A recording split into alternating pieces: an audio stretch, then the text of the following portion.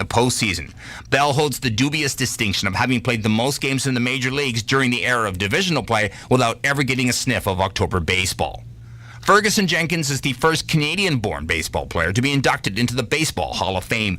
The native of Chatham, Ontario, got there because he was a dominant pitcher for the Chicago Cubs, earning 6 straight 20-win seasons and taking home the 1971 Cy Young Award as the National League's top pitcher. A 25-win season with the 1974 Texas Rangers was his high watermark, and Fergie finished his 19-year career with 284 wins, over 3,000 strikeouts, and he walked less than 1,000 batters. Yet for all his greatness, Jenkins also never had the chance to play in the postseason. After beginning his career in 1965 with the Phillies, he also served time with the Red Sox, as well as a second tour of duty with both the Rangers and Cubs, retiring after the 1983 season.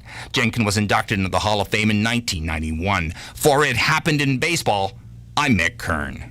Follow every second of the action on NHL Network Radio. From behind the bench to every play on the ice. If it's hockey, it's on SiriusXM NHL Network Radio. SiriusXM 91.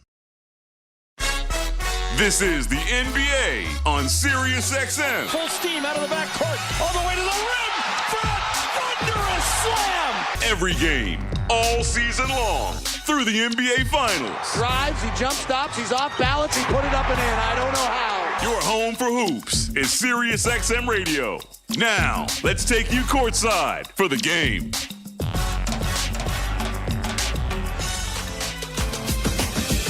Best thing we could do is take the good things that we're doing and try to put them all together in one game. Obviously, it hasn't been going like that, but if you look at the game that we're playing, we're winning most of the time, and then, we lose the lead. So I think clearly we're doing some good things. We just got to put it all together. I never look at the schedule and blame the schedule. Every night in NBA, you got to be ready. You got to be every day player and be ready for every game.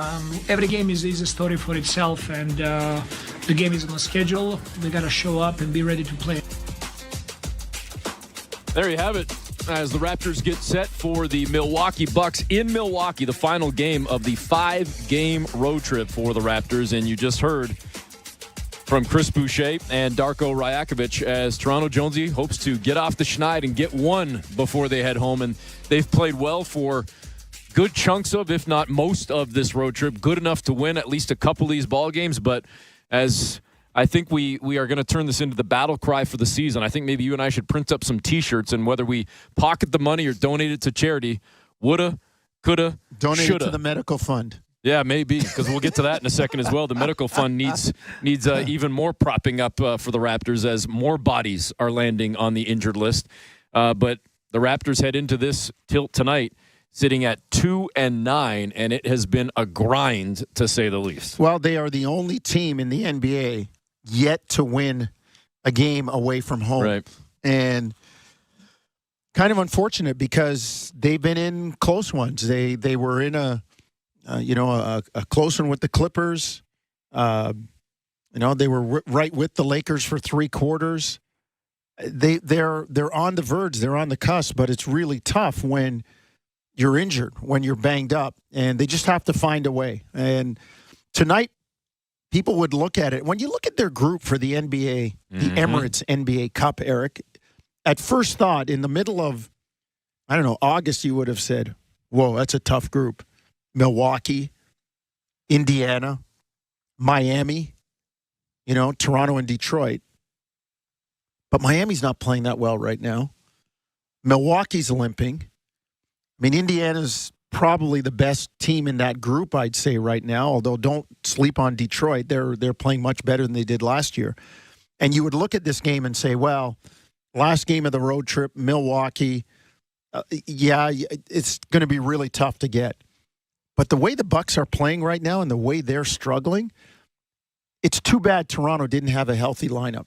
But then again, you deal with the circumstances that you have. And I think Toronto, they have a chance tonight with a couple of key things going their way. I don't disagree with you. I really don't. I think the tough thing for Toronto is, you got to be completely honest and say it. As well as they've played in stretches this year, they're at the bottom of the East at 2-9. In fact, they are at the bottom of the NBA. Their record statistically, mathematically, at 2-9 is worse than the Utah Jazz at 2-7. So Toronto enters action with the worst record and the worst winning percentage in the entire NBA. Yet at the same time, this is a team that, and I feel like Paul Jones in saying this, I know you always tell me to look at the loss column though as well, but the Raptors are 2 games out of a play-in spot, and they're 3 games out of a legit locked-in playoff spot. So as bad as it's been, the East, I mean, the New York Knicks are sitting in 6th at 4-5. And again, we're only 10 games into the season, essentially, for most teams.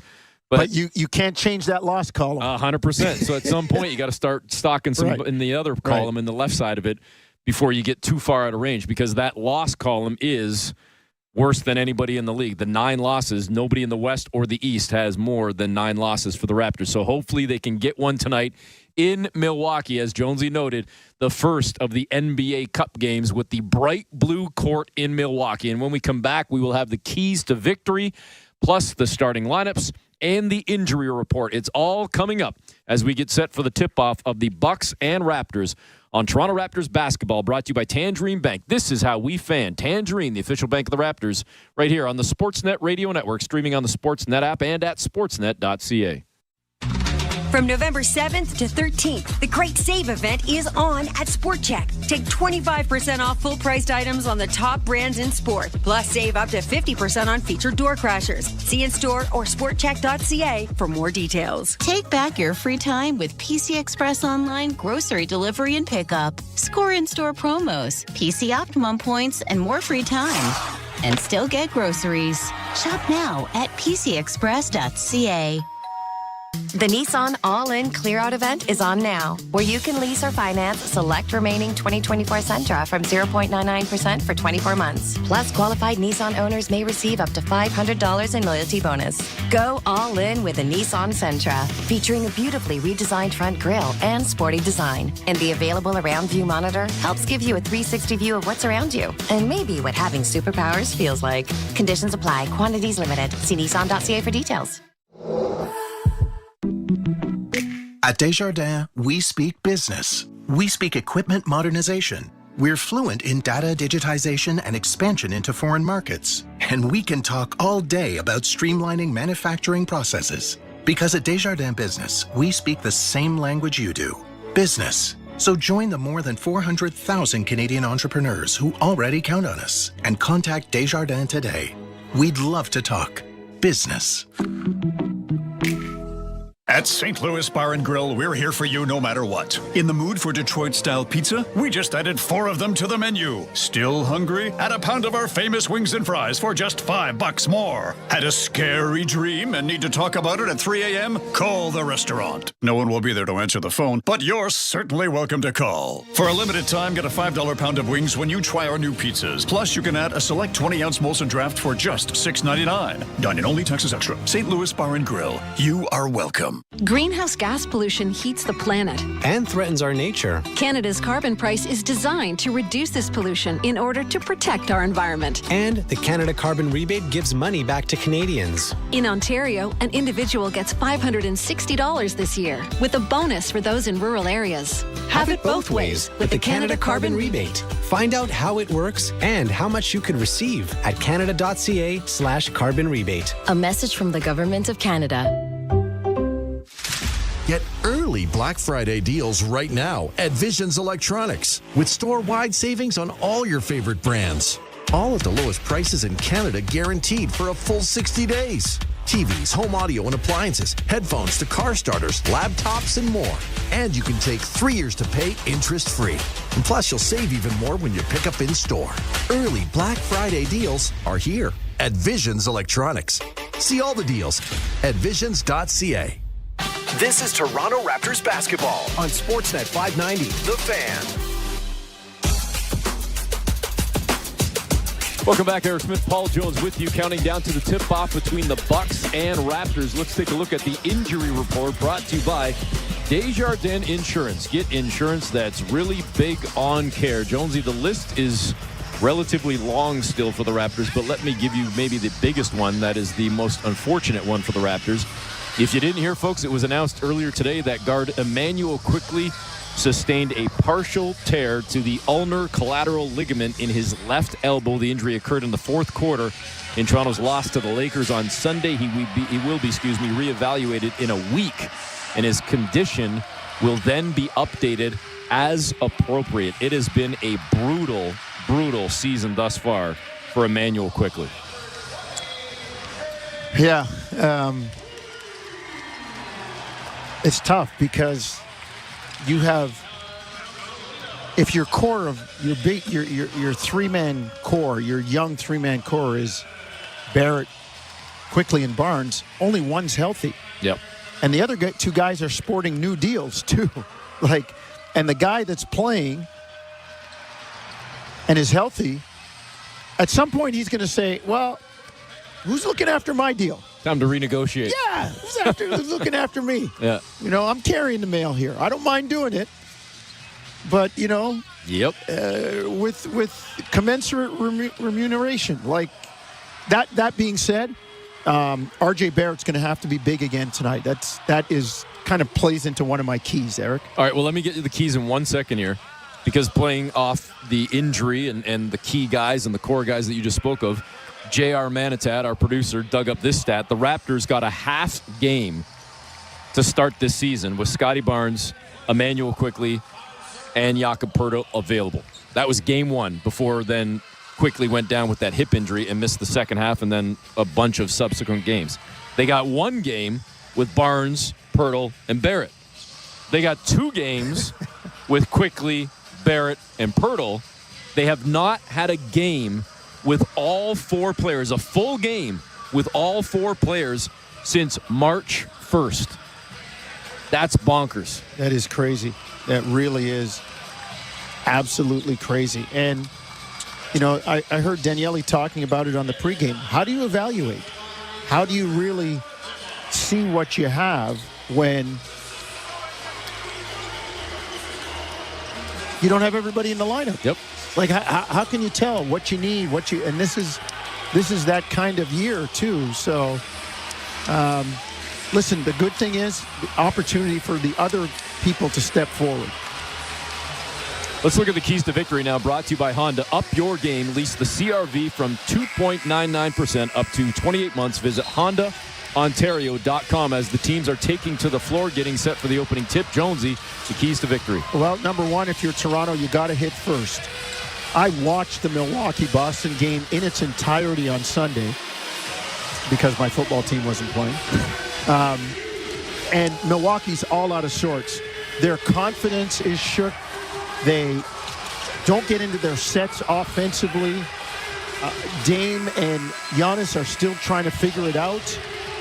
There's all kinds of issues going on, and you only have one of those guys tonight. Number 2, that's the one. Keep Giannis under control.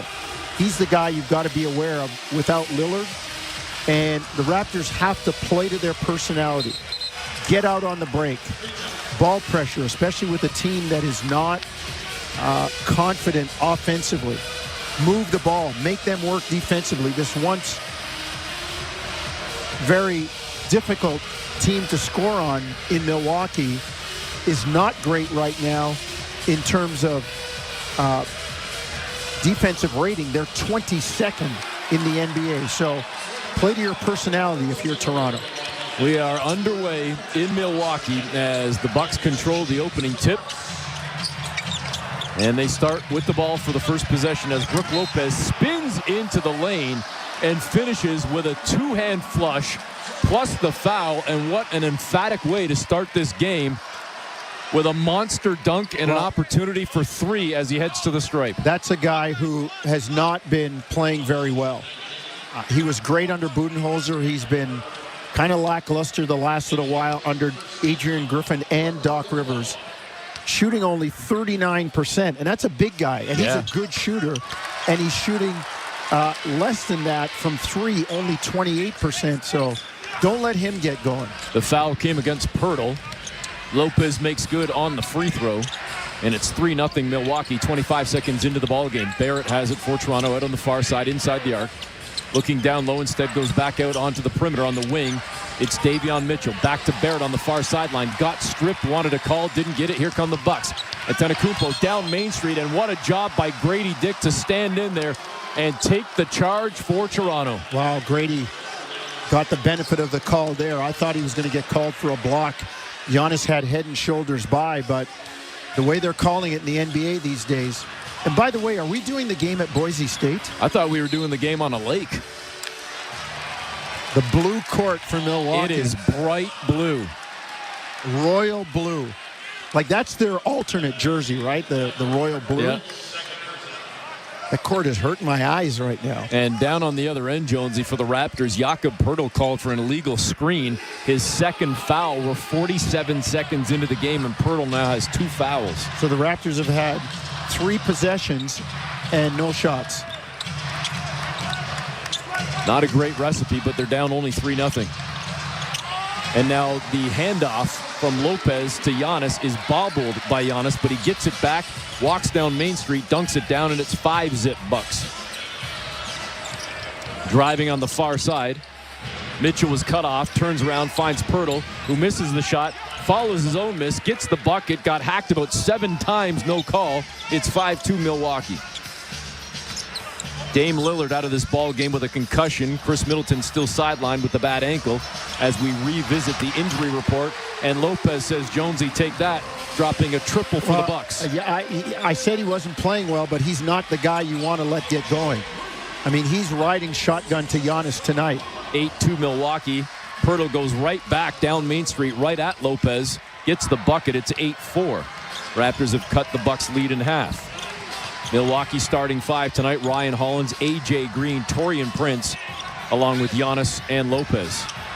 Lopez now on the wing near side. Flips it out to Prince on the perimeter. Now drives on the floor toward the near side. Nice job by R.J. to cut him off. Awkward angle shot missed. Raptors control the rebound. Here comes Grady. Pull-up triple.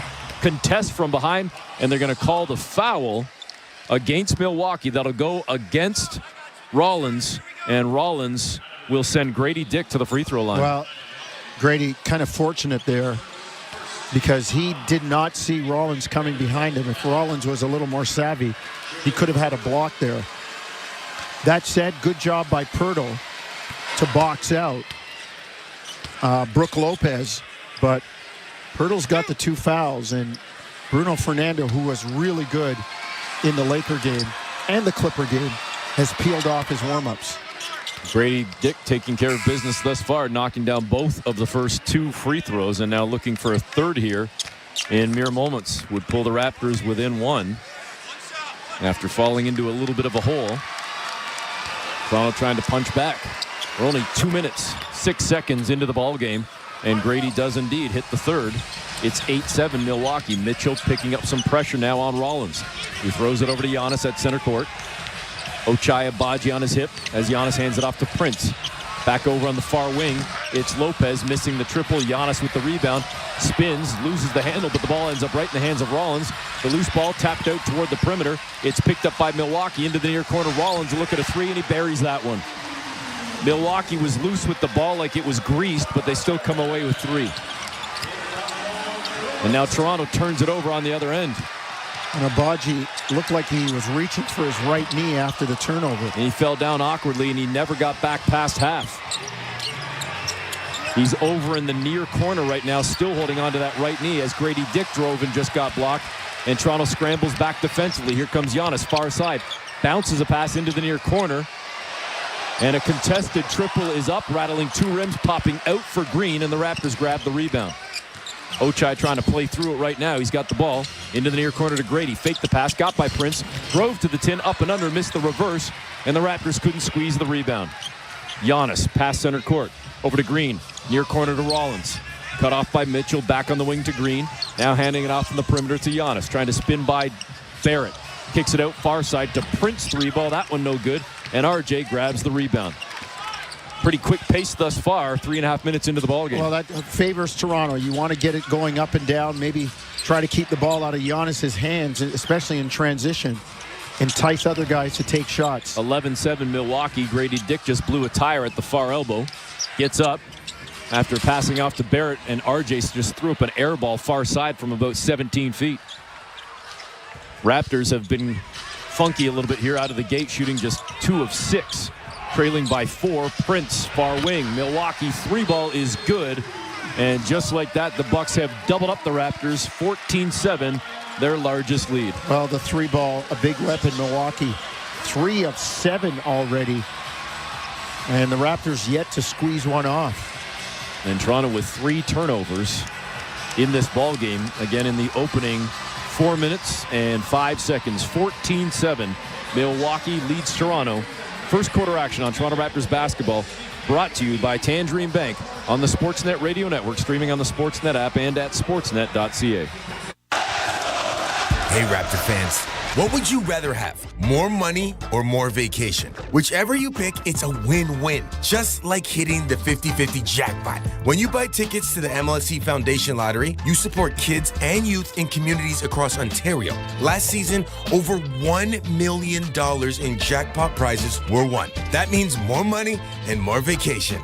Talk about a true win-win? Visit 5050raps.com for What's up, basketball fans? Raptors fans, we the North. How we doing tonight? Thank you for hanging out with us tonight for the Raptors matchup in the regular season. Are we tanking for flag already? Come on, boys, it's time to get some wins. Please take a second and hit that thumbs up button.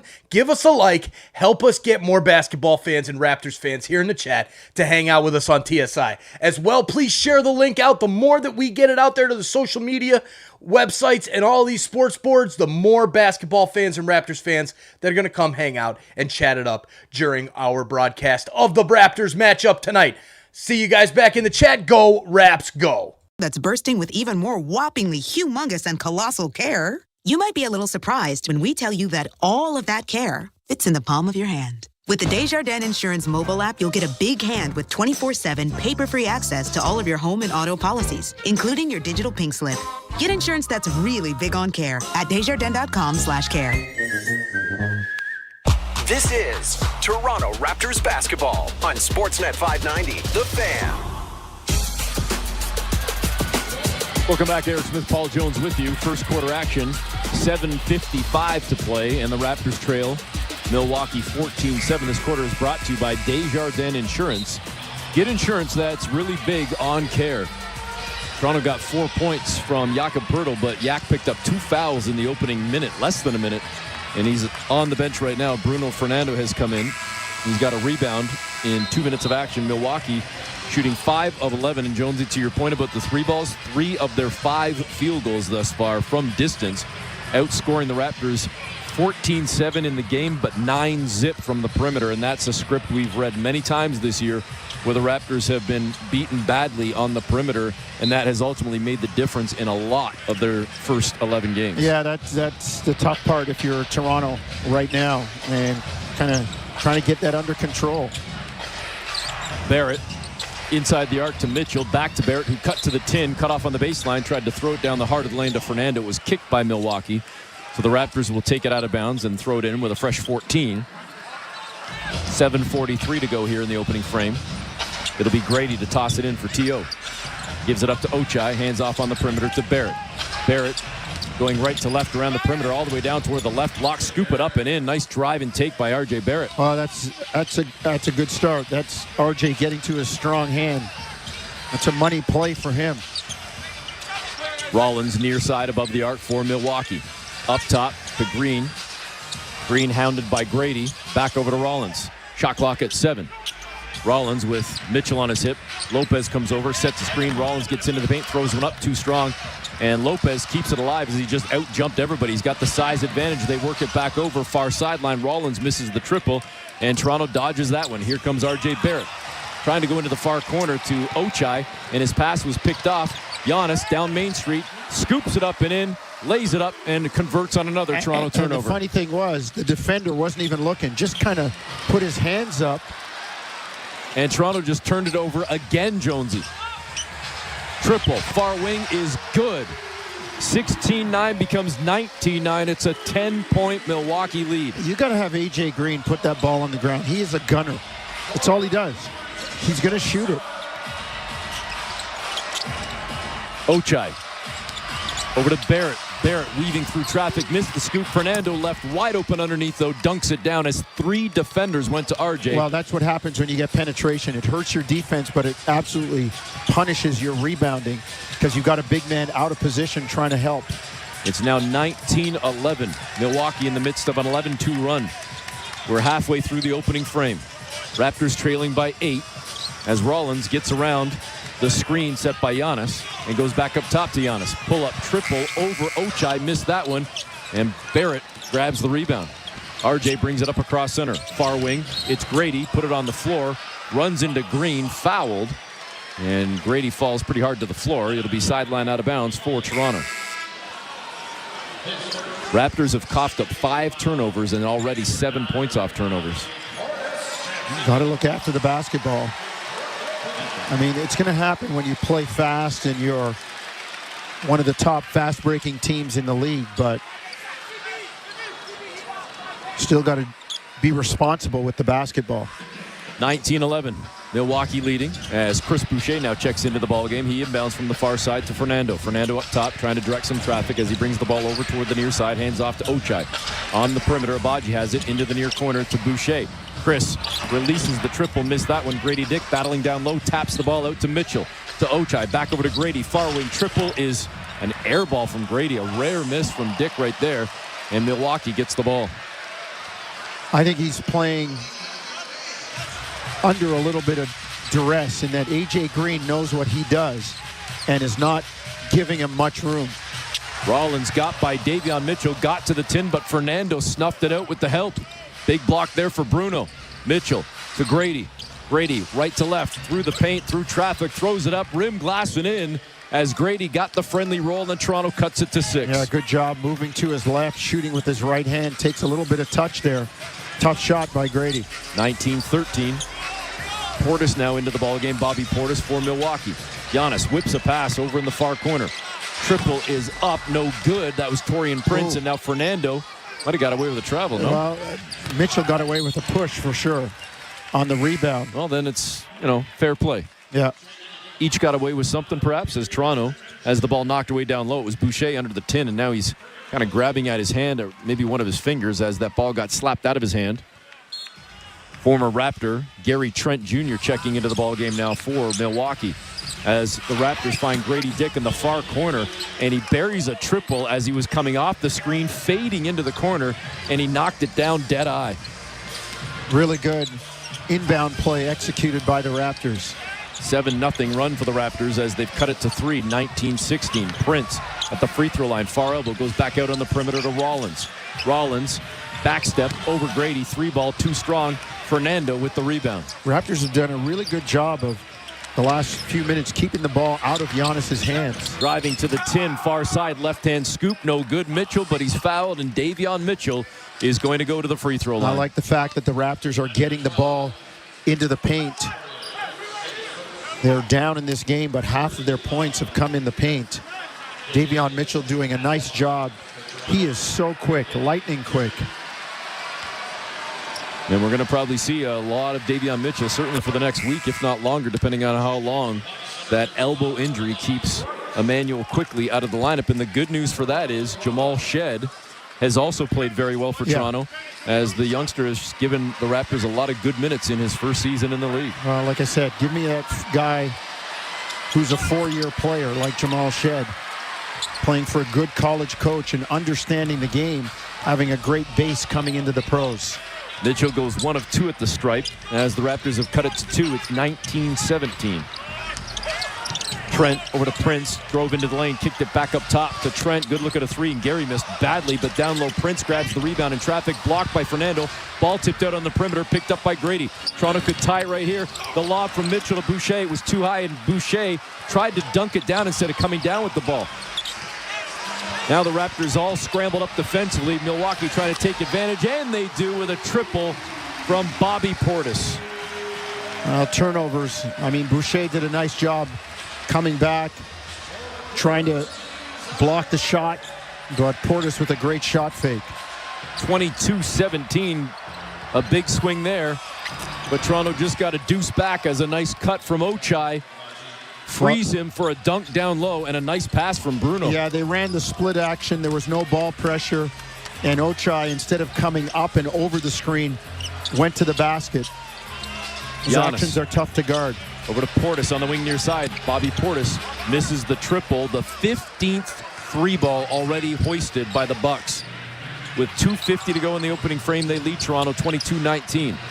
In the paint, Bruno went right, shook left, came back right, and the baby hook over Portis is good, and Toronto has cut it to 1. Nice job getting into the paint. Raptors, one of the top teams scoring in the paint, and they go inside to Bruno there. 4 around 1, 4 out, 1 in, and Bruno had great position. How about the game that Fernando's having off the bench right now after the early foul trouble from Jakob Poeltl? Bruno's played well. He played well on the West Coast, so I'm not surprised. 22-21, Milwaukee leading the Raptors by 1. 2:46 to go in the opening quarter. It's Toronto Raptors basketball, brought to you by Tangerine Bank on the Sportsnet Radio Network, streaming on the Sportsnet app and at sportsnet.ca. Hey, Raptor fans. What would you rather have? More money or more vacation? Whichever you pick, it's a win-win. Just like hitting the 50-50 jackpot. When you buy tickets to the MLSE Foundation Lottery, you support kids and youth in communities across Ontario. Last season, over $1 million in jackpot prizes were won. That means more money and more vacation. Talk about a true win-win? Visit 5050raps.com for your tickets today. Alpine News Network is here live with one of our superheroes. People sometimes ask, sure, you can consolidate people's debts using telekinesis, but what else can you do? Hey, you. Yeah, you. The basketball fan that's hanging out with us here on Toronto Sports Insider listening to the Raptors game. We appreciate you being here, but why the heck haven't you subscribed yet? Get on with it. Hit that subscribe button. Turn on that bell so you don't miss it when we go live for every single Toronto Raptors game this season. If a Toronto sports team is live, we're live right here on TSI so that we can hang out together and chat it up. Now, thank you very much for hitting that subscribe button and turning on that bell, helping our community keep on going to 75,000. We're getting there soon. We'll see you guys back in the chat. Let's go Raptors! Let's go Raptors! Of adventures. Avoid autumn blues and visit your local Subaru dealership to book a test drive today. This is Toronto Raptors basketball on Sportsnet 590, The Fan. Welcome back. Eric Smith, Paul Jones with you. 22-21, the Raptors trailing the Bucks with 2:46 to go in the opening quarter. And Jonesy, after the slow start for Toronto, they're now up to 50% from the floor, shooting 8 of 16. The Bucks at 8 of 23. So Toronto, with the same number of field goals made, a better percentage, and the only thing that's really done them in so far is the turnovers. They're out rebounding Milwaukee 14-9. It's just that they're getting outscored 5-1 on the perimeter, and they've coughed up 7 points off 5 turnovers. Well, and how many of those perimeter shots, perimeter threes, came in transition or with a broken floor? You look after the ball, it just makes things so much easier. And Raptors really are sticking to their personality. Problem is they got to look after the turnovers. That's part of their personality too. Milwaukee with the ball out of the timeout as they get Portis down on the left block. He turns and fires over Bruno. Nice contest by the big man. And the Raptors get another stop as Portis misses. Bruno's contract's only guaranteed till January. He's working on it, though. Barrett with the pass to Bruno. A little too high, but Bruno tracks it down, finds Boucher, far corner, gives it back to Bruno. Shot clock at 10. Nice pass to a cutting Shed. Faked the pass as he was thinking backdoor to Mobo. Took the shot himself, and then Mobo down on the baseline. Keeps the ball alive as he's falling out of bounds. Whips it off the leg of Connaughton. Pat Connaughton, who just checked in, so the Raptors will keep the possession. Nice heads-up play by Mobo. Yeah, it was. Shed could have lobbed that to the rim, but the ball fake was really solid. Toronto inbounds to Mobo. Hand off to Shed. Back to Bruno. Leans in on Portis. Turns back, lefty hook. A little flick shot, no good. And Milwaukee gets the rebound. 22-21. Raptors failed to snag the lead right there. As now Milwaukee has a chance to pad their lead a little bit more. Up by 1. Portis. Far elbow extended. Jumper up and clean over Fernando. Milwaukee by 3. Good job by Portis. Even though he held the ball for a while, managed to find his rhythm with his footwork. It's Barrett, Fernando, Boucher, Mobo, and Shed on the floor for Toronto. 24-21 Milwaukee. Shot clock at 8 as Fernando faked the handoff to Boucher. Big man needs to give it up at some point, though. The shot clock's down to 4. Whips it out far side to Mobo. Back to Bruno, and they don't get it off. Bruno held that ball way too long. Well, he was waiting for cuts, and the cuts weren't hard and sharp.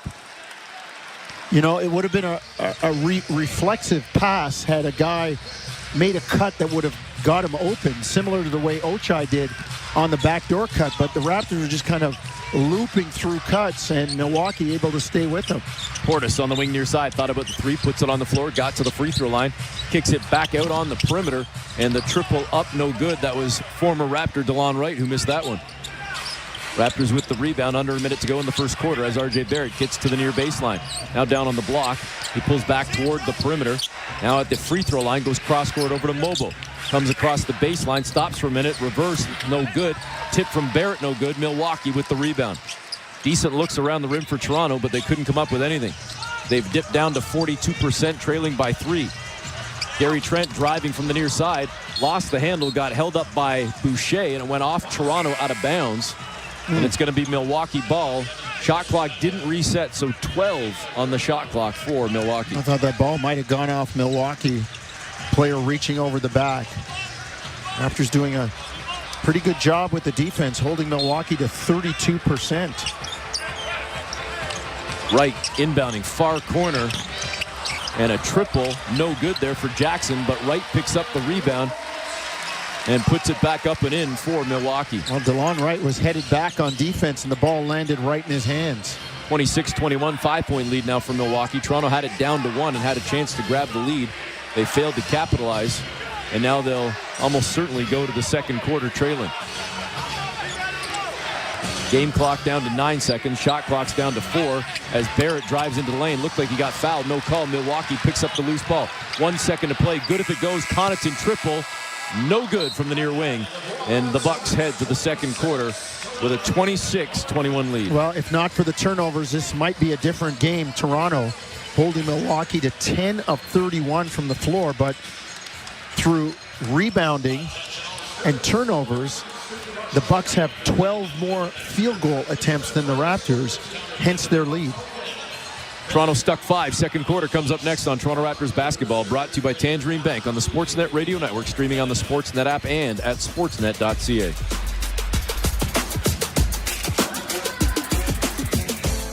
Getting my Honda CR-V has opened the door to adventure. With Econ Mode to maximize fuel efficiency, I'm free to explore. And with tons of cargo space, it's easy to pack for getaways. My dog, camping gear. It's like I've discovered a wild, adventurous side of me. Whoop, Alice is excited too.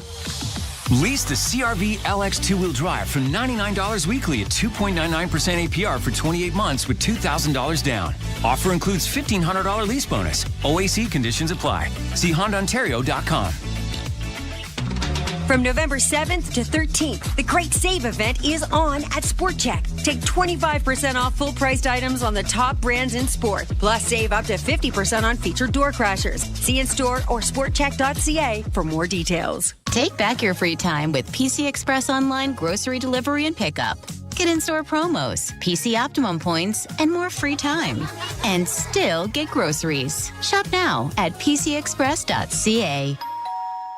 How do you, Subway holiday lover? I'm dreaming of a turkey sub. Well, hold on to your chestnuts for Subway's new festive faves meal. A 6-inch turkey sub with cranberry Dijon, crispy potato rings, and 2 red velvet cookies. Ooh, jingle my bells. No thank you, but all this delicious and fixins for just $8.99. Yum. Maybe some sugar plums. No idea what that is. The new festive faves meal. A merry $8.99. Only at Subway. At participating Canadian restaurants. Extras edition. Terms and conditions apply. By the fireplace. This is Toronto Raptors basketball on Sportsnet 590. The Fan. Welcome back. Eric Smith, Paul Jones with you, getting set to start quarter number 2 as the Raptors enter the frame down 5. Milwaukee leading 26-21 despite the fact that the Bucks are shooting just 33%. Grady Dick, top scorer in the ballgame on either side. He's got 8 points, 2 of 5, including 3 of 3 at the free throw line. He's got 3 rebounds in the ballgame as well, but he's going to start the second quarter on the bench after playing 9 minutes in the opening frame. The Raptors begin the quarter with Barrett, Boucher, Mobo, Shed, and Battle. Portis, Trent, Wright, Connaughton, and Jackson for the Bucks. First game of the Emirates NBA Cup for both the Raptors and Bucks. As Shed finds Mobo down near the right block. Mobo bobbled it for a moment, got it back, and now he finds a cutting Shed, hands it off to Boucher just below the far elbow, and he rips the cords on a rainbow bloop shot from about 14 feet. See, that play was all started by the hard cut of Jamal Shed. Last time Bruno got caught holding the ball because there were none of those cuts to get the ball to somebody. 26-23. Milwaukee leading by 3. Well, Mobo, nice job on Bobby Portis, and I thought Portis knocked the ball out of bounds. If you're the Raptors, that's one you can challenge. Their ball, but see if there was a foul on it, but Darko chooses not to. Gary Trent near sideline. Inside the arc, goes back out on the wing to Portis, gives it back to Trent. Trent now driving toward the baseline, tried to drop it in a lot of traffic down low to Jackson, and it was knocked away by who? Are they saying Toronto ball, or is that Milwaukee? No, it was a Raptor that knocked it away. That Gary Trent basically made the pass there. Raptors should have been able to catch that one and come away with a steal. Milwaukee's got it with 3.8 on the shot clock as they get it into Portis. Portis on the baseline, went left, spun back right, and took advantage of Mobo there. Well, you got to honor the left hand because Portis is pretty good putting it on the floor at that size. 28-23. Milwaukee has the lead back up to 5. That's where it stood at the end of the first quarter. Barrett trying to weave through traffic, and they got Mobo with the moving screen. Easy call. Easy call. He leaned to his right to get a piece of Trent. He's got to stand still and put the onus on R.J. Barrett to come hip to hip, shoulder to shoulder on that cut, not take the foul. That will go in the books as another turnover. 28-23, 7th turnover for the Raptors. And we'll see if the Bucks can take advantage. Brook Lopez back into the ball game, hands it off on the perimeter to DeLon Wright. Wright working the ball around the Bucks as Portis gets it to Connaughton, trying to shake free from Battle, gets into the paint, drops it off now to Jackson, who turned it over, picked up by Boucher, up near the perimeter, falls to the floor, and then Milwaukee just gets hands all over Boucher, and we're going to have a jump ball. Chris tried to dribble it out, and this is something, I don't care if you're an NBA player or you're on a biddy ball team. Pick the ball up with 2 hands to start your dribble. Right. You're just asking for trouble if the ball's coming toward you and you're trying to judge the speed and then you're trying to start your dribble with 1 hand. Pick it up with 2 hands. You get a step. You get a running start. That's the proper way to start your dribble. Raptors win the tip, so they've got the ball right now running offense with Poeltl back into the ball game with those 2 fouls. Barrett faked the pass to Poeltl, got down into the lane, tried to give it back to Poeltl.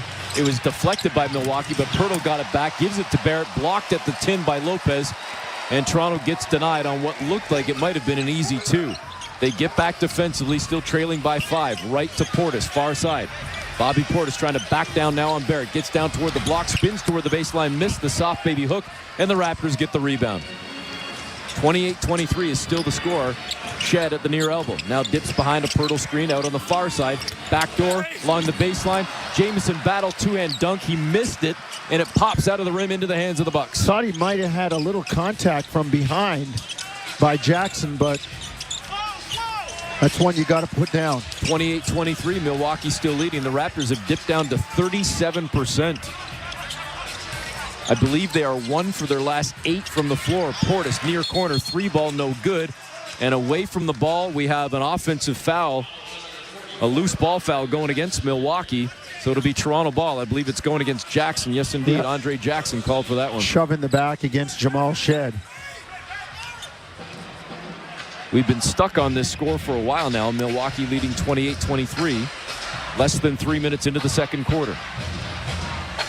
Bucks shooting just 32%. The Raptors at 37%. Poeltl just inside the arc, out on the far wing, hands off to Boucher, who weaves through traffic, got near the right block, laid it up and in, went right at Lopez. Got to get into the body of the shot blocker, not give him any space. Boucher did a nice job on the drive to a strong hand. 28-25. DeLon Wright gets behind a Lopez screen, got into the lane, goes over far sideline to Portis. Whips it back on the perimeter far side to Connaughton. Pat Connaughton has it with Battle in front of him. Portis comes over, sets the screen. Connaughton drives, over the shoulder pass back out to Portis. Portis stood up at the far elbow, and then the ball taken away by Shed. But then Barrett, trying to leak out, had the ball stripped by Wright. Ahead to Connaughton, driving on the near side, up and under, scoop, no good. Tip, though, is good from Portis, and Milwaukee back up by 5. Raptors very careless with the ball again tonight, Jonesy. Always 8 turnovers. And they just coughed it up again, so make it 9. DeLon Wright lobs one up to Connaughton, who lays it up and in, and Milwaukee leads by 7. When you have live ball turnovers, you have situations like we just had here where it turns into a 3-on-1. That's definitely a layup. And in this day and age, don't be surprised if a guy takes a 3 and you're there for the rebound. So stay off the live ball turnovers. 32-25. Raptors trailing by 7. 8:13 to go here in the first half. It's Toronto Raptors basketball, brought to you by Tangerine Bank on the Sportsnet Radio Network, streaming on the Sportsnet app and at sportsnet.ca. At Tangerine, we're fans of fans who are invested in the game. Like Mary, who stands 5 inches away from her 55-inch flat-screen TV and yells at it even though she knows no one on the TV can hear a word she's saying. Is it effective? There's no evidence. Do we support her? Yeah. Screaming at the TV for all 4 quarters. That's how Mary fans. And we're fans of Mary. This is how we fan. Tangerine, the official bank of the Toronto Raptors. Hey, Raptor fans, what would you rather have? More money or more vacation? Whichever you pick, it's a win-win. Just like hitting the 50-50 jackpot. When you buy tickets to the MLSE Foundation Lottery, you support kids and youth in communities across Ontario. Last season, over $1 million in jackpot prizes were won. That means more money and more vacation. Talk about a true win-win? Visit 5050raps.com for your tickets today. Can we really launch Black Friday deals early? As Sunwing's financial advisor, I say, hold my coconut. You actually did it. It's simple. People want more from their vacation, right? A Sunwing vacation does that. Why deny the people what they want? And with these Black Friday vacay deals, they'll be sipping a mojito by Tuesday. Book with your local travel advisor or... This is Toronto Raptors basketball on Sportsnet 590, The Fan.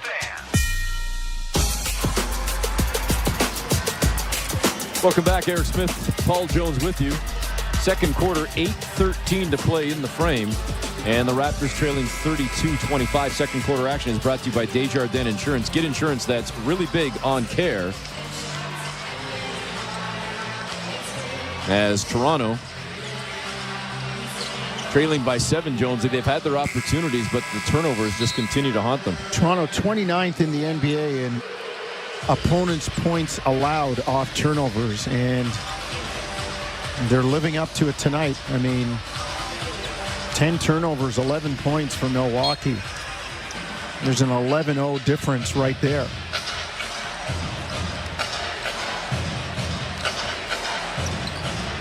Raptors with the ball out of the timeout.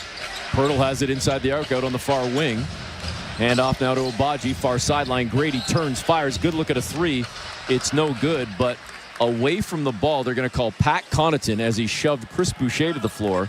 So it'll be a loose ball foul on Milwaukee. So despite the missed shot for Grady Dick, the Raptors will keep the ball, keep the possession, and get a fresh 14. They will inbound from the side.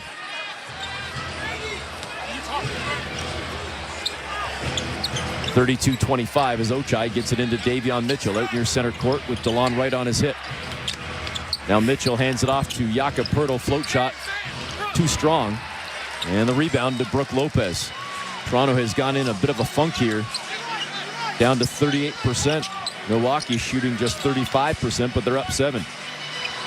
Lopez on the wing near side hoists a 3 ball. That one no good. Standing rebound right there to Chris Boucher. Grady around a Boucher screen, right to left. Cut off at the far elbow. Shovels a pass into the lane to Poeltl, who just stepped up and under Lopez and laid it in. Good seal by Poeltl. That's the old duck in. And Lopez got caught on the wrong side. Great footwork by Jakob on the duck-in and then on the subsequent spin. Yak has 6 points, couple of rebounds. Connaughton, far wing. 3-ball is no good. Back rim into the hands of Mitchell. Raptors down 5, trying to cut it right here. Brady drives, bump, throws it up. No bucket, but he'll go to the free throw line for 2. Well, good job on the attack. Catching A.J. Green retreating. Second quarter action brought to you by Enbridge Sustain. With a smart flow heating and cooling system that's always thinking about you, you're the real MVP. Grady Dick knocks down the first free throw. Raptors trailing by 4. Grady up to 9 points. Tied for the game high with Bobby Portis.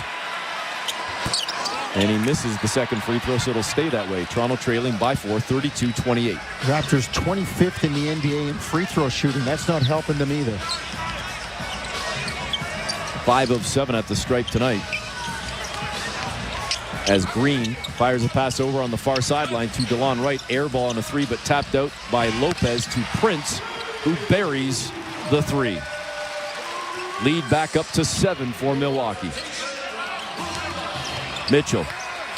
Tough pass to a cutting Pirtle, knocked away by Milwaukee. Another Toronto turnover. Giannis all the way to the 10.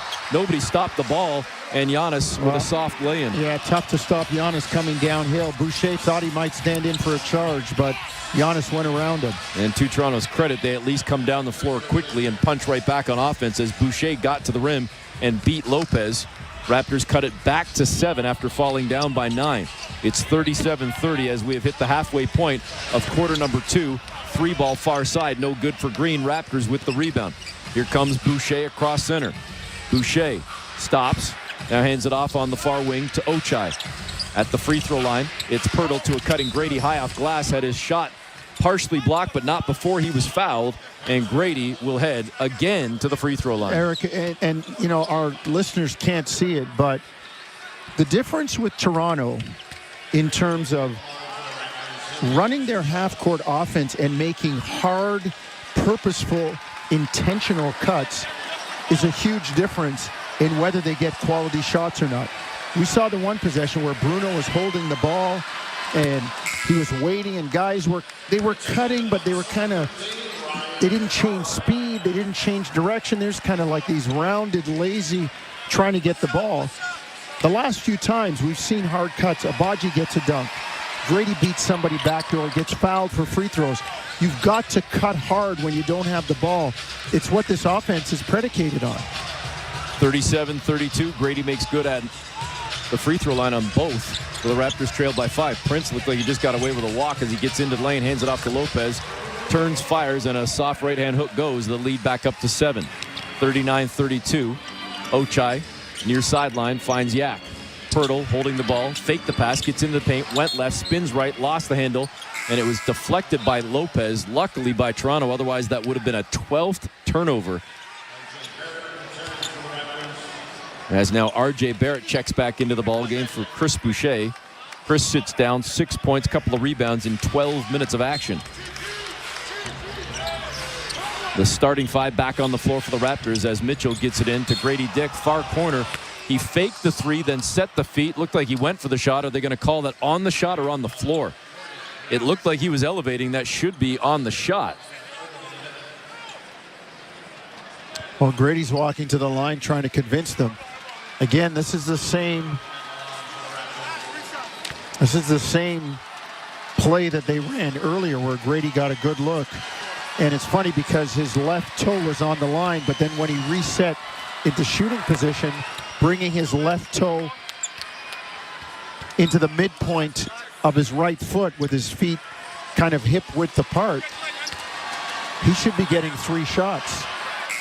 He hit the first, missed the second, so he is getting a third one here. He was way short on the second one.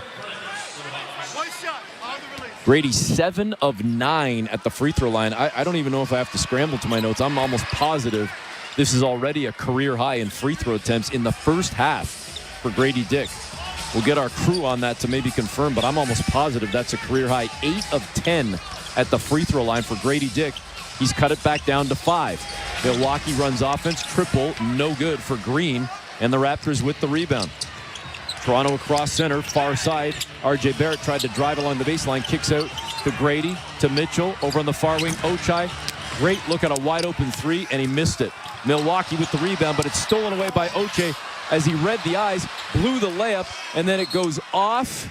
Milwaukee. No, they're saying off Ochai, but I agree with you. It was off Milwaukee. And the referees are going to change it themselves. Rodney Mott, the veteran, on that. Tell you what, Jonesy, that was a point-blank miss on a layup by Ochai, and we had a point-blank miss on a dunk from Battle. There's 4 points right there that the Raptors have just given away right at the rim. Yeah, Ochai's was contested by Brook Lopez, who is a shot blocker, but still, you got to get that down. 39-34, Raptors down 5. R.J. Barrett trying to shake free from Green, gets into the paint, steps around him, passes off to Grady, and they're going to call a travel or no? A 3 in the key? 3 seconds. Oh. Gosh. When was the last time you saw that call on a guy making a play to the basket? You have got to be kidding me. They got it against Jakob Poeltl. So turn it over and give the ball to the Bucks. And I'm not saying he wasn't in there for 3 or 4 seconds, but... And now Giannis down low is fouled by R.J. Barrett. And Antetokounmpo is going to go to the free throw line. I'm not questioning the call on Jakob. What I'm questioning is the consistency and frequency. Guys do that all the time. Yep. 39-34. Raptors trailing by 5. Giannis is going to try and tack on at least 1, if not 2. Antetokounmpo at the stripe for the second time tonight. He's 0 of 1 and now make it 0 of 2 as he misses the first free throw. Giannis, thus far this season, shooting just 55% at the free throw line. He's 0 for 2 tonight. Second free throw coming with 4:30 to go here in the first half. A deep breath from Giannis, and it's up, and it's no good. 0 for 3 now for Antetokounmpo, and the Raptors dodge that one. Still trailing by 5 as we go the other way. Low-scoring affair from both teams in this first half. Poeltl to Mitchell out on the perimeter for Toronto. He's toward the near side, looking for Barrett, and coming over the back and just taking it away from Barrett is Rollins. Giannis down the floor. Goes at Grady, got by him, missed the shot. Grady took the foul and back to the free throw line for Giannis. Not a bad trade-off, though. Make him earn it at the stripe. First foul of the game for Grady Dick. Yeah, I take my chances with Giannis going to the line. Although I didn't think there was much contact by Grady. Kind of got lucky. That could have been an and one if Giannis is able to finish that. Giannis at the line. Dips and fires on the first one and finally knocks one down.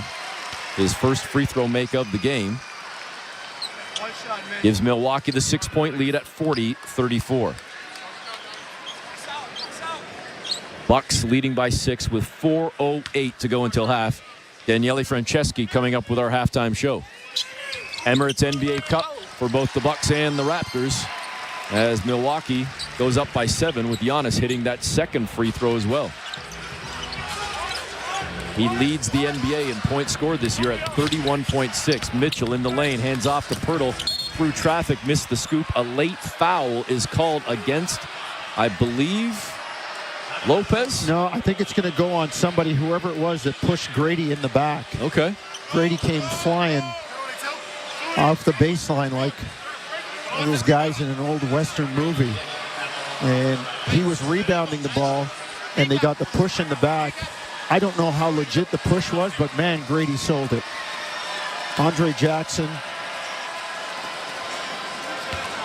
So Grady heads to the free throw line and knocks down the first one, his 11th free throw attempt, of the first half. And as I noted, in his last appearance at the stripe, this is a career high, thanks to J.R. Manitat for confirming that one for us, our producer. As Grady knocks down the second one, Dick, 10 of 12 at the stripe, a game high, 15 points. He's the only player on either side in double figures, but his Raptors trail by 5, 41-36. Giannis out on the wing far side, Ochai in front of him. Antetokounmpo now hands off to Green. Green cross court, right to left.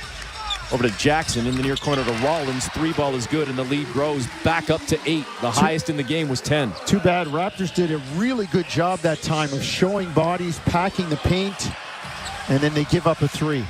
44-36. 3:20 to go in the first half. Milwaukee outscoring the Raptors by 18 from beyond the arc. Grady shook left, came right, got to the baseline. Jumper up and clean over Jackson. Grady's got 17 in the first half. Grady's confidence is really high right now on the offensive end.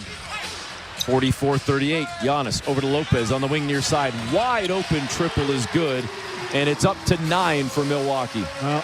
Pirtle sunk into the lane to help on the drive penetration, and Lopez just hanging out on the perimeter. Pirtle above the arc, over on the near side to Barrett. RJ puts it on the floor, got toward the tin, and got a shot blocked. Loose ball picked up by Milwaukee, and here they come. A bucket of 2 or 3 would give the Bucks their largest lead. Corner 3-ball near corner, no good for Green. Raptors grab the rebound. They dodge that one, come back the other way, trailing by 9. Grady pull up deep one, far side, bust it.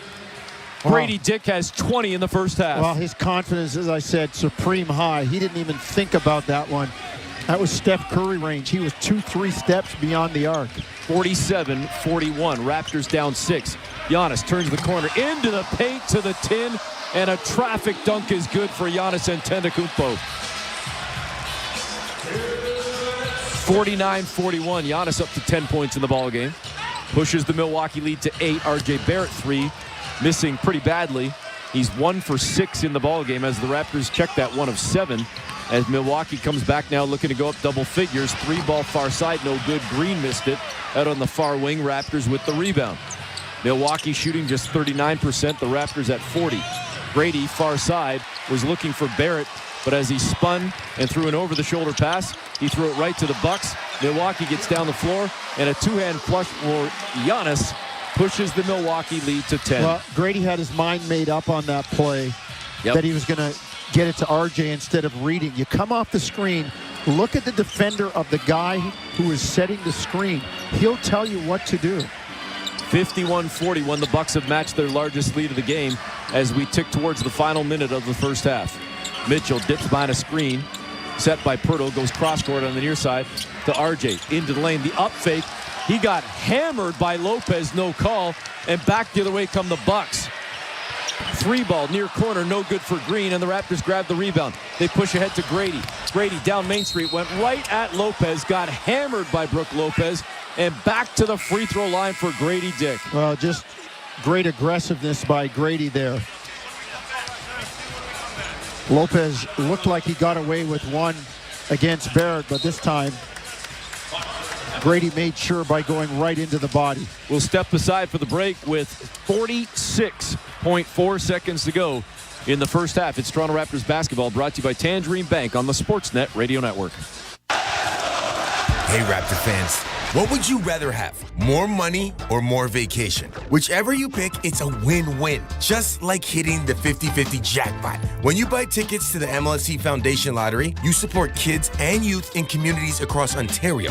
Last season, over $1 million in jackpot prizes were won. That means more money and more vacation. Talk about a true win-win? Visit 5050raps.com for your tickets today. Craig. Craig likes it warm. Craig loves 71 degrees Fahrenheit. Craig doesn't understand Fahrenheit. But Craig does like to save money when he's at work. Craig also cares about his carbon footprint. He's so thoughtful, that Craig. With SmartFlow from Enbridge Sustain, you won't have to think about your HVAC, but it will always be thinking of you. For a limited time, sign up and get up to $1,000 in bill credits and apply for up to $3,000 in rebates. Learn more at EnbridgeSustainSmartFlow.com. Terms and conditions apply. Getting my Honda CR-V has opened the door to adventure. With Econ Mode to maximize fuel efficiency, I'm free to explore. And with tons of cargo space, it's easy to pack for getaways. My dog, camping gear. It's like I've discovered a wild, adventurous side of me. Whoop, Alice is excited too. Lease the CR-V LX two-wheel drive from $99 weekly at 2.99% APR for 28 months with $2,000 down. Offer includes $1,500 lease bonus. OAC conditions apply. See HondaOntario.com. This is Toronto Raptors basketball on Sportsnet 590, The Fan. Welcome back. Eric Smith, Paul Jones with you. 46.4 seconds to go in the first half. Raptors trailing by 10. Second quarter is brought to you by Enbridge Sustain with a smart flow heating and cooling system that's always thinking about you. You're the real MVP. Jonesy, you noted it in the commercial break as you and I were just chatting. There is one key stat that stands out more than any right now. Big time. Raptors, 15 turnovers. They usually have 16 in a game, but they've got 15 now. And they've given up 17 points off turnovers. But you're burying the lead here. The lead is they're being outscored 17-0 points off turnovers. Milwaukee's only turned it over 5 times, and the Raptors have not scored off any Milwaukee turnovers. 17-0 in points off turnovers as the Raptors trail by 10. And Milwaukee's still shooting under 40%. They have had 17 more field goal attempts than the Raptors. Toronto down 10 as Grady Dick goes back to the free throw line for attempts 13 and 14 in the first half. You're shooting 40% with 17 more shots. That's like 5 baskets right there, and there's the lead. You just got to do a better job with the ball if you're Toronto. Grady knocks down both, cuts the lead for Milwaukee to 8. 51-43. Brady with 22 points in the first half. He has more than half of the Raptor points. Giannis tried to pass one to Lopez, who caught it in traffic, looking the far corner for Jackson. The Raptors deflect that ball away. Milwaukee will keep it, though, with 11 on the shot clock. Bucks will inbound from the baseline. Rollins was going to do the honors. Now Green comes over as he will toss it in.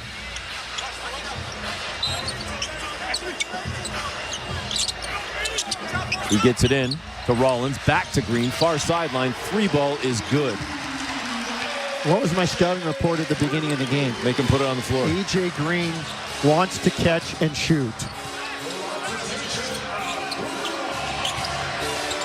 Raptors trailing now by 11. Milwaukee's largest lead. Fernando at the free throw line. Dribbles in, spins, passes back out to Ochai near sideline. Back to Fernando at the free throw line. Turns and fires from the elbow. Jumper no good. Milwaukee has it, and they'll hold for the last shot.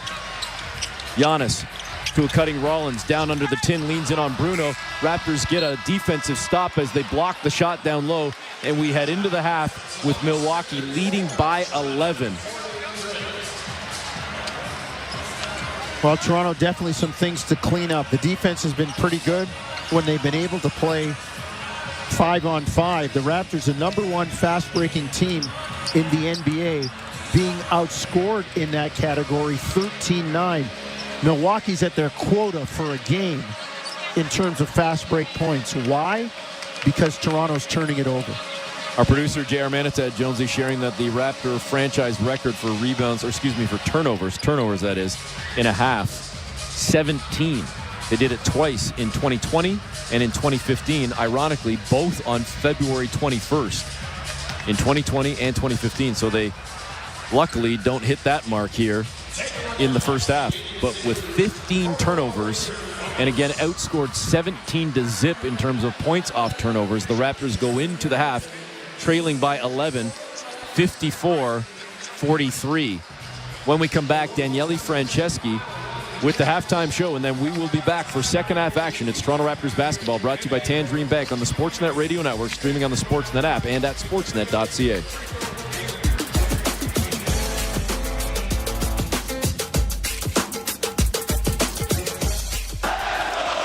Hey, Raptor fans, what would you rather have? More money or more vacation? Whichever you pick, it's a win-win. Just like hitting the 50-50 jackpot. When you buy tickets to the MLSE Foundation Lottery, you support kids and youth in communities across Ontario. Last season, over $1 million in jackpot prizes were won. That means more money and more vacation. Cheers, insiders! Happy Raptors game day. Thank you for being here. Now's the time for We the North to stand up and let us know where you're watching from, hanging out here on TSI all over the world. Let us know in the chat. Put out your flag for the country and emoji that you're watching from. Let us know with city and province, city and state if you're in the USA. And let's go Raptors. what a joy it is to see all of you from all over the world cheering on our Raptors as we either try and win some games or tank for flag. Seems to be that we're tanking for flag. We'll see you guys back in the chat. I don't know. I just want to keep talking. But, yeah, we'll see you back in the chat. Go Raps. Care that's bursting with even more whoppingly humongous and colossal care. You might be a little surprised when we tell you that all of that care fits in the palm of your hand. With the Desjardins Insurance mobile app, you'll get a big hand with 24/7 paper-free access to all of your home and auto policies, including your digital pink slip. Get insurance that's really big on care at Desjardins.com/care. Keep it rolling. Keep it rolling. Keep it rolling. Active Green and Ross. Warm up to winter savings with Michelin. Get up to $100 Michelin prepaid MasterCard when you purchase a set of 4 Michelin tires between October 4th and December 20th. From tires to tune-ups, we won't be undersold. There's no better place to buy your Michelin tires than Active Green and Ross. Conditions apply. See store for details. This is Toronto Raptors basketball on Sportsnet 590, The Fan. At recess. Welcome into Raptors Central, our Raptors Central studio here in downtown Toronto. This is the Raptors halftime show brought to you by Honda. Up your game, lease the CRV from 2.99% up to 28 months. Visit HondaOntario.com. Daniele Franceschi with you. Again, Raptors trailing at the halftime break, 54-43. Turnovers. That was the big issue for the Raptors in the opening half as they committed 14, officially credited with 14. It was updated. At one point it said 15.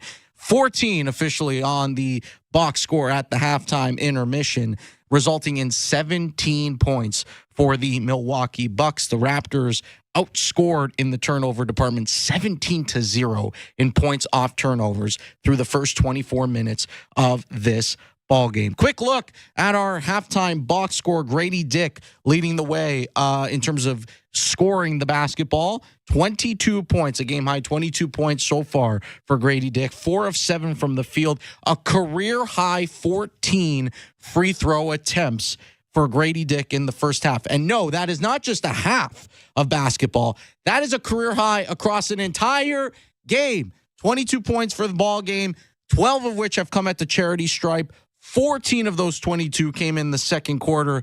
He has looked very, very good tonight. Aggressive in hunting his shot, making plays off the dribble, off screens, cuts, shooting the ball from the perimeter. It's been a very productive opening half for Grady Dick. The Milwaukee Bucks, no surprise on this front. Giannis Antetokounmpo leading the way. 12 points, 4 rebounds, 3 assists for him in that opening half. Pretty stark in terms of the field goal opportunities for both of these teams. Milwaukee, 54 field goal attempts to Toronto's 37 in the first half. And that speaks directly to the turnovers. The 14 turnovers committed by the Raptors, obviously an issue for them. It has been a problem throughout the season up until this point.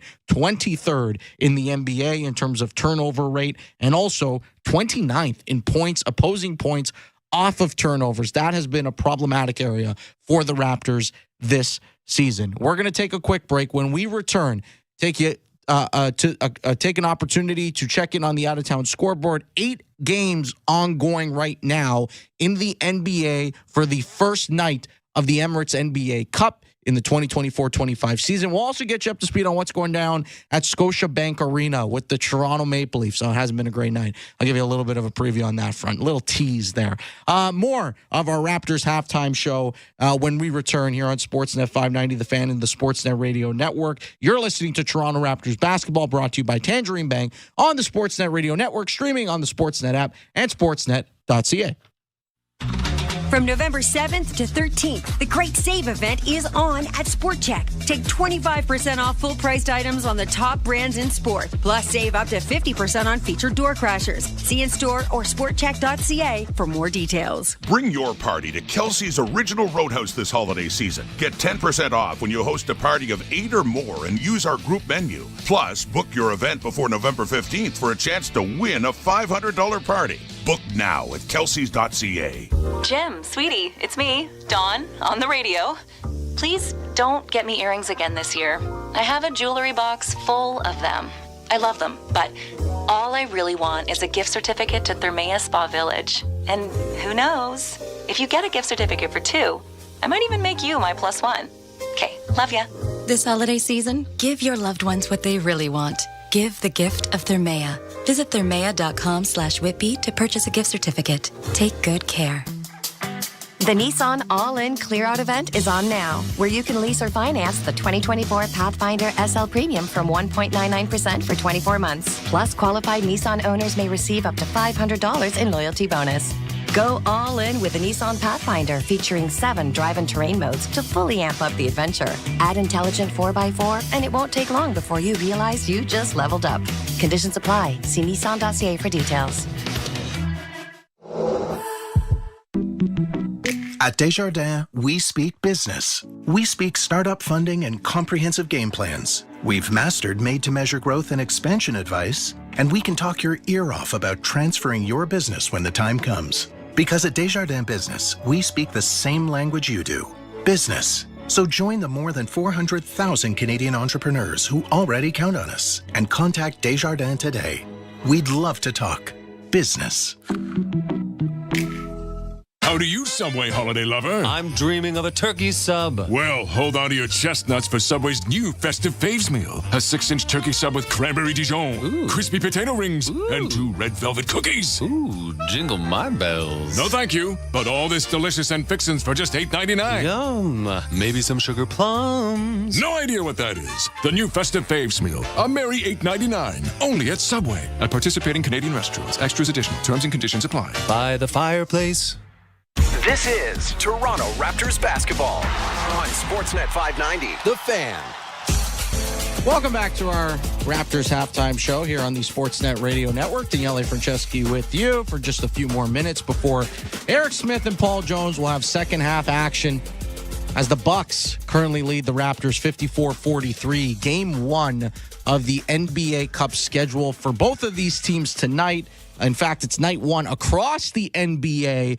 And let's take a peek at our out-of-town scoreboard. The Raptors and Bucks share a group with the Detroit Pistons, Miami Heat, and Indiana Pacers. It's Group B in the Eastern Conference. The Pacers are off tonight, but in Detroit, the Pistons currently leading the Miami Heat 109-101 late in the fourth quarter there. Toronto will see Detroit on Friday down at Scotiabank Arena. Elsewhere, the Celtics locked in a tight battle right now against Atlanta, coming right down to the wire. Final seconds there, holding a 1-point lead over the Hawks. Orlando blowing out the Hornets tonight. A huge performance from Franz Wagner. 32 points for him as they have a 26-point lead late in the fourth quarter. The 76ers, Joel Embiid back in the lineup for Philadelphia, currently trailing the New York Knicks. And meanwhile, down at Scotiabank Arena here in Toronto, the Maple Leafs currently trailing the Senators 3-0 in the third period. Tough night for the Leafs down at SBA. Again, 54-43, Raptors trailing by 11 as they head into the second half. It's been an awesome opening 24 minutes for Grady Dick. Game high 22 points up to this point, a career high 14 free throw attempts. He's shooting 12 of 14 from the line so far this evening. Really strong performance off the bench from Bruno Fernando. Had a nice little impact, made a spark when he entered the ball game. Jakob Poeltl dealt with some early foul trouble issues, picked up 2 early ones. Fernando entered 4 points, 6 rebounds, really efficient, really effective in his minutes so far tonight. And can somebody please remind the Raptors that AJ Green is out there for the sole explicit purpose of shooting the basketball. He's got 6 points tonight. He's 2 of 8, and all 8 of his shot attempts have come from the 3-point arc. Just make sure you run that guy off the line. They've done a decent job against Giannis up until this point. Let's see if that continues in the second half. Second half action just a few moments away. Eric Smith, Paul Jones, they will have the call. I will be back with you after the ball game for our post-game coverage. But in the meantime, enjoy second half basketball. You're listening to Toronto Raptors basketball, brought to you by the Tangerine Bank on the Sportsnet Radio Network, streaming on the Sportsnet app and sportsnet.ca. Experience the new modern Mexicana menu at Mucho Burrito, like pineapple pork al pastor, tender pork, pineapple salsa, and al pastor sauce with a zesty kick. Get it as a taco trio for only $9.95. Or the bold, smoky flavor of our guajillo grilled chicken in a burrito for only $11.75. Get them all in your choice of burrito bowl or taco. And save room for new churro fries, loaded nachos, and taquitos. The new menu at Mucho Burrito. Love what you eat and love Mucho. Prices may vary by location. We all know things tend to break when you need them most, like your furnace breaking down in the middle of a cold snap. That's why Enercare is offering a free furnace checkup for homeowners in the GTA. That's a $99 value. If your furnace has any issues, our Enercare experts can fix it, or we can get you a new one as soon as the next day. Don't get stuck shivering. Keep your home comfortable with Enercare. Terms and conditions apply. Visit enercare.ca. Enercare, experts at home. The holidays are coming, but redtag.ca's incredible Christmas and New Year deals couldn't wait. Unwrap the gift of serenity with unbeatable vacation savings on redtag.ca and get ready to unwind in your dream destination. Whether you're deciding between the sand and sea or a bustling city, these can't-miss prices are the perfect way to ring in your holiday relaxation. Book today at redtag.ca or call 1-866-5-REDTAG. redtag.ca. Celebrating 20 years. Fall for Subaru by enjoying fall to the fullest. Think scarlet, burgundy, amber, crimson and copper, but never, never blue. Because with Subaru's symmetrical full-time all-wheel drive, fall is for thick, dark mud splats, terracotta mountain roads, radiant sunsets, kaleidoscopic leaf carpets, and the boldest of adventures. Avoid autumn blues and visit your local Subaru dealership to book a test drive today. This is Toronto Raptors basketball on Sportsnet 590, The Fan.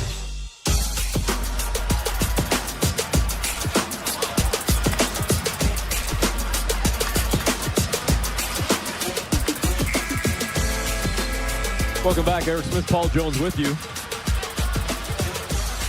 We get set to start the second half, and work to be done for the Raptors here in this second half, Jonesy, as they trail by 11. And as we hammered home a number of times in that first half, turnover is the biggest story, and that is the biggest issue for the Raptors to clean up here in the final 24 minutes. The Emirates NBA Cup, first game for the Bucks and the Raptors, playing on that bright blue floor in Milwaukee, and Toronto starts the second half with a miss from Abaji. He got the miss back. His tip no good, and then the loose ball off that second opportunity for the Raptors is picked up by the Bucks, and they come across center. Giannis on the near side trying to back his way down into the paint.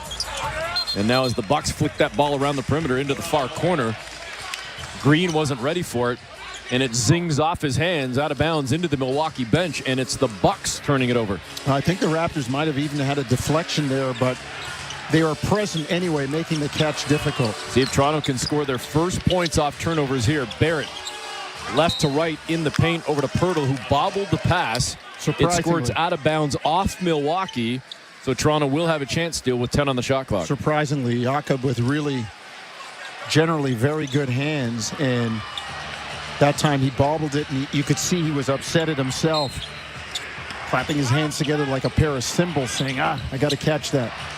Davion Mitchell inbounding on the baseline, gets it to Barrett at the free throw line, out to Grady, sidestep, three ball. Bucket is good for Grady, who's got 25 points in the game. Still got it going. Minute gone by here in the third quarter. Raptors have cut it to 8. Prince for the Bucks at the near elbow to Giannis. Antetokounmpo with 12 points in the first half. Spins into the lane. He lost the handle. It's picked up by Barrett. Now Milwaukee turns it over for a second straight possession. Barrett, far corner. Grady wide open. Missed it. Might have been his best look of the night, and he couldn't come up with it, but the Raptors get the offensive rebound. Here's Davion Mitchell. Over the shoulder pass to Ochai. Back over to Mitchell. On the near sideline, Davion Mitchell. Back to Ochai. Over on the far side to R.J. Barrett. Barrett trying to work against Prince. Steps back into a three and knocks it down. R.J. just 1 of 8 before that shot. A huge triple there. Toronto's cut it to 5. Well, they stopped turning the ball over, force a couple turnovers, get a few stops, right back in this thing. 54-49, 3-ball Lopez far wing, missed real bad. Mitchell tipped it into the hands of Grady. Across center comes Dick. Out on the far wing, crossed up, Green into the lane, got to the rim, blocked by Lopez, but they're going to say Lopez caught part of the hand and send Grady Dick back to the free throw line for attempts 15 and 16. Well, I actually thought Grady was going to finish that with the left hand. It looked like he tried to dunk it on the finish. But in a way, I'm glad he did, because if that leaves his hand, there's no body contact with Lopez, and it's going to be a clean block. So smart play by Grady, just knowing the opposing personnel. Grady knocks down the first one. Raptors have cut it to 4. Toronto in the midst of a 7-0 run. Second one is up and good. Instead of handing out the Thunder Sticks, there are a few Thunder Sticks. In Milwaukee, they have a whole bunch of cardboard cutouts, and not just of Milwaukee Buck players. In the backcourt, Davion Mitchell takes it away from Rollins. Down the floor comes Mitchell, far corner. Ochai to tie it. He does. We're locked at 54. Raptors on an 11-0 run early third quarter to tie this game. Davion Mitchell's defense is elite. I mean, he was giving Milwaukee all kinds of issues. Rollins couldn't get the ball over center. And when he did, Mitchell right there to make the steal. Great run to start the half for Toronto. 9:43 to go in the third. 54-54 is the score. It's Toronto Raptors basketball, brought to you by Tangerine on the Sportsnet Radio Network, streaming on the Sportsnet app and at sportsnet.ca. At Tangerine, we're fans of fans who are invested in the game. Like Gary, who lies with reckless abandon every time he's invited out on game night, so he doesn't have to miss game night. Sorry, it's mating season for my pet squid. My e-scooter is out of gas. I ate a beanless burrito. My shoulder blade feels dull. I'm traveling to the 16th century. That's how Gary fans. And we're fans of Gary. This is how we fan. Tangerine, the official bank of the Toronto Raptors. Fall for Subaru by enjoying fall to the fullest. Think scarlet, burgundy, amber, crimson and copper, but never, never blue. Because with Subaru's symmetrical full-time all-wheel drive, fall is for thick, dark mud splats, terracotta mountain roads, radiant sunsets, kaleidoscopic leaf carpets, and the boldest of adventures. Avoid autumn blues and visit your local Subaru dealership to book a test drive today. Why do I love getting my holiday gifts at Shoppers Drug Mart? The PC Optimum points. Perfume for mom? Points for me. Chocolates for the teachers? Oh yeah, points for me. Shoppers, you should totally go. Exclusions apply. At Terra, we know the carbine work boot will hold up on the job site because we test until it doesn't. Terra, we know because we test. Visit terrafootwear.ca to see the proof. This is Toronto Raptors basketball on Sportsnet 590, The Fan.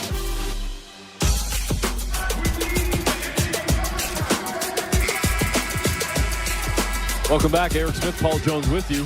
54-54. We are locked up as Toronto has gone on an 11-0 run here early third quarter to pull themselves right back into the ball game.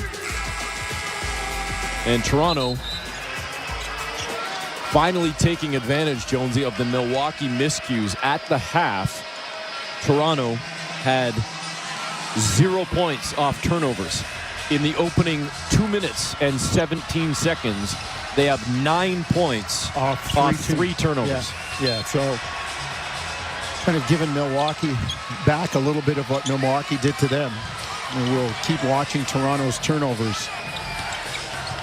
Bucks with the ball out of the timeout, trying to stop this Raptor run. Giannis out towards center court, has the ball. Over on the far wing, it's now Rollins. Rollins finding Green. Green inside the arc, goes behind the back to Lopez. Lopez hands off on the perimeter to Rollins. Rollins over in the far corner to Prince, and he beats the shot clock with a triple from the far corner. Really tough shot. RJ was right on his shooting hand as well.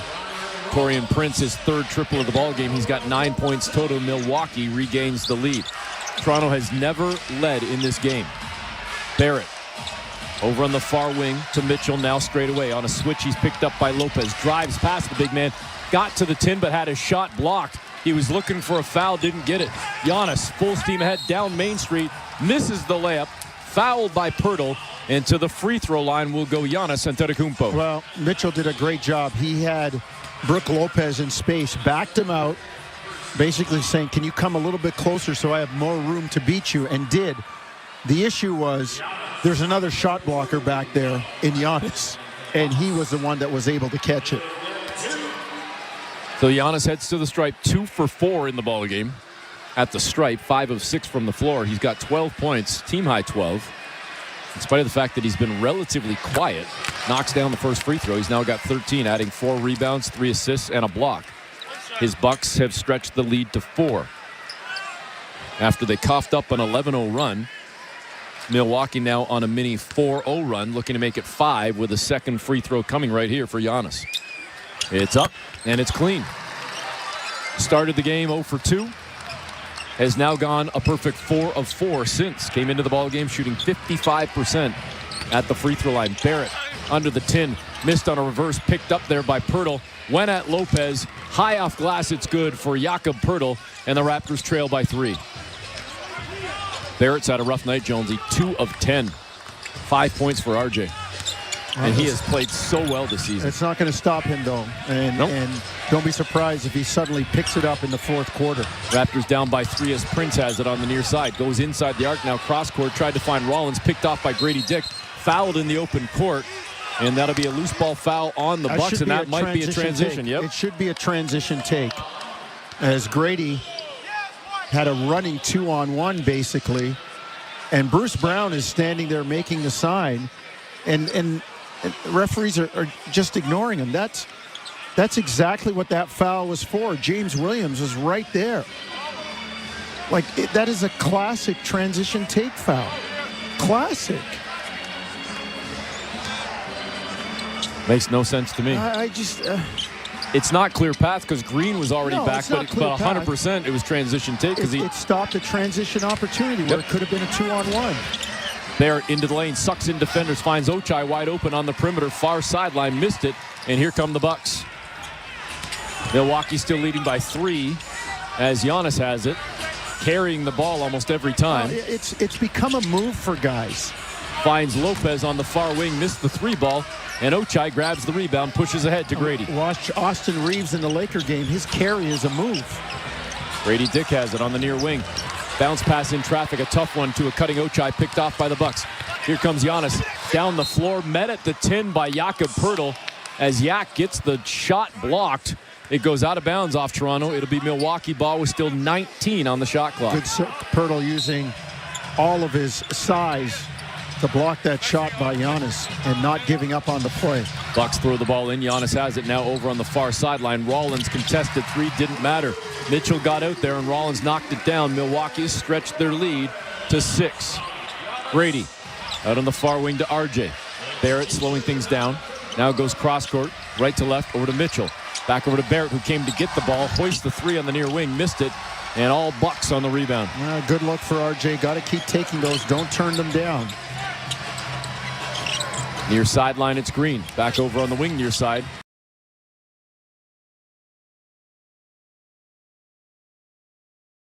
Tapped out by Lopez. Second chance opportunity coming for the Bucks. And now Jakob just stole the pass away from Giannis, intended for Lopez. Raptors down the floor.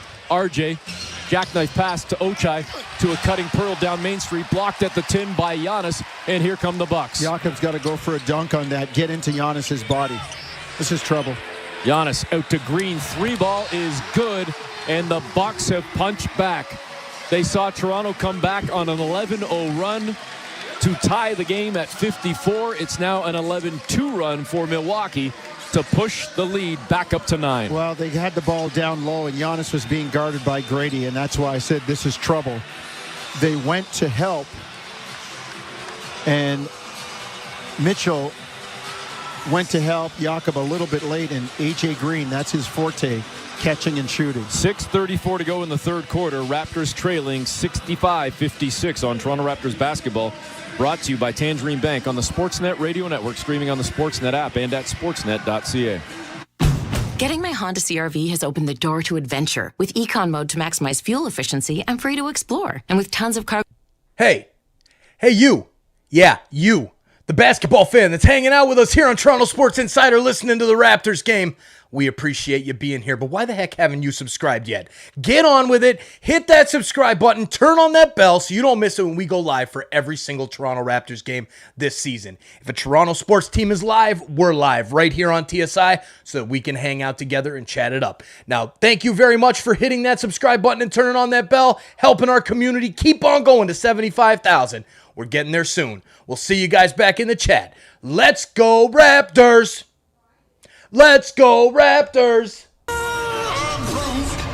If you ran at the speed of light, you'd sound funny too. Own your home? Need a loan? Alpine Credits can help. Alpine Credits, where homeowners get approved. Just for license 12616. Oh, Maya. Maya. She loves being cool. 21 degrees is her favorite number. God, she's the coolest, especially at night. So I raised the temp at 10 p.m. because she gets chilly when she sleeps. Maya loves using less energy, and I love Maya. We're basically besties. With SmartFlow from Enbridge Sustain, you won't have to think about your HVAC, but it will always be thinking of you. With smart controls and zero upfront costs. Visit EnbridgeSustainSmartFlow.com to learn more. This is Toronto Raptors basketball on Sportsnet 590, The Fan.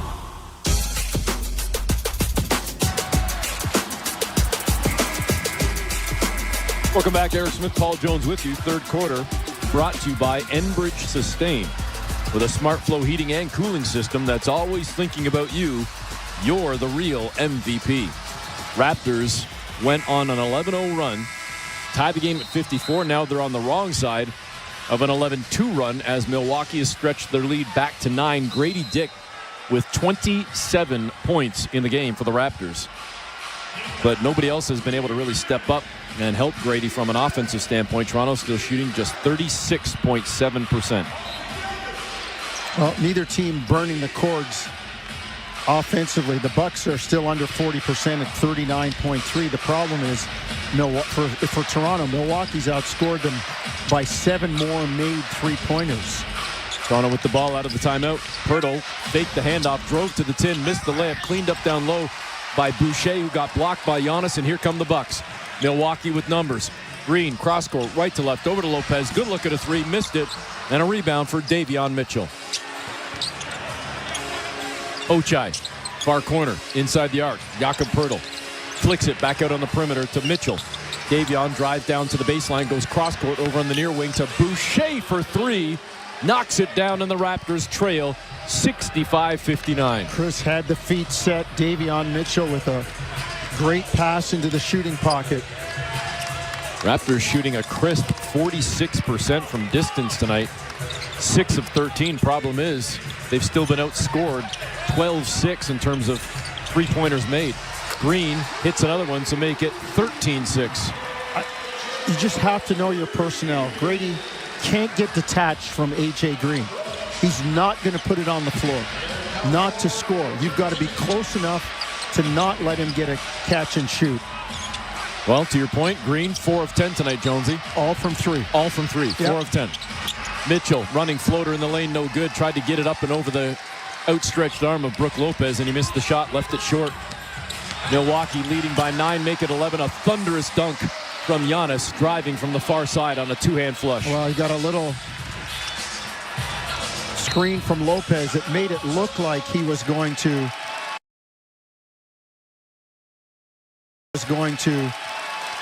go to the right. Instead, he kept going left and got the dunk. And Darko wants a timeout. Yeah, doesn't look happy about it right now as he storms onto the floor and calls that timeout with 4:51 to go in the third quarter. And the Raptors trailing 70-59 on Toronto Raptors basketball. Brought to you by Tangerine Bank on the Sportsnet Radio Network. Oh, Maya. Maya. She loves being cool. 21 degrees is her favorite number. God, she's the coolest. What's up, basketball fans? Raptors fans, we the North. How we doing tonight? Thank you for hanging out with us tonight for the Raptors matchup in the regular season. Are we tanking for flag already? Come on, boys, it's time to get some wins. Please take a second and hit that thumbs up button. Give us a like. Help us get more basketball fans and Raptors fans here in the chat to hang out with us on TSI. As well, please share the link out. The more that we get it out there to the social media websites and all these sports boards, the more basketball fans and Raptors fans that are going to come hang out and chat it up during our broadcast of the Raptors matchup tonight. See you guys back in the chat. Go Raps, go. 70-59. Milwaukee leading with 4:51 to go in the third quarter. Bucks leading by 11. It has matched their largest lead of the game.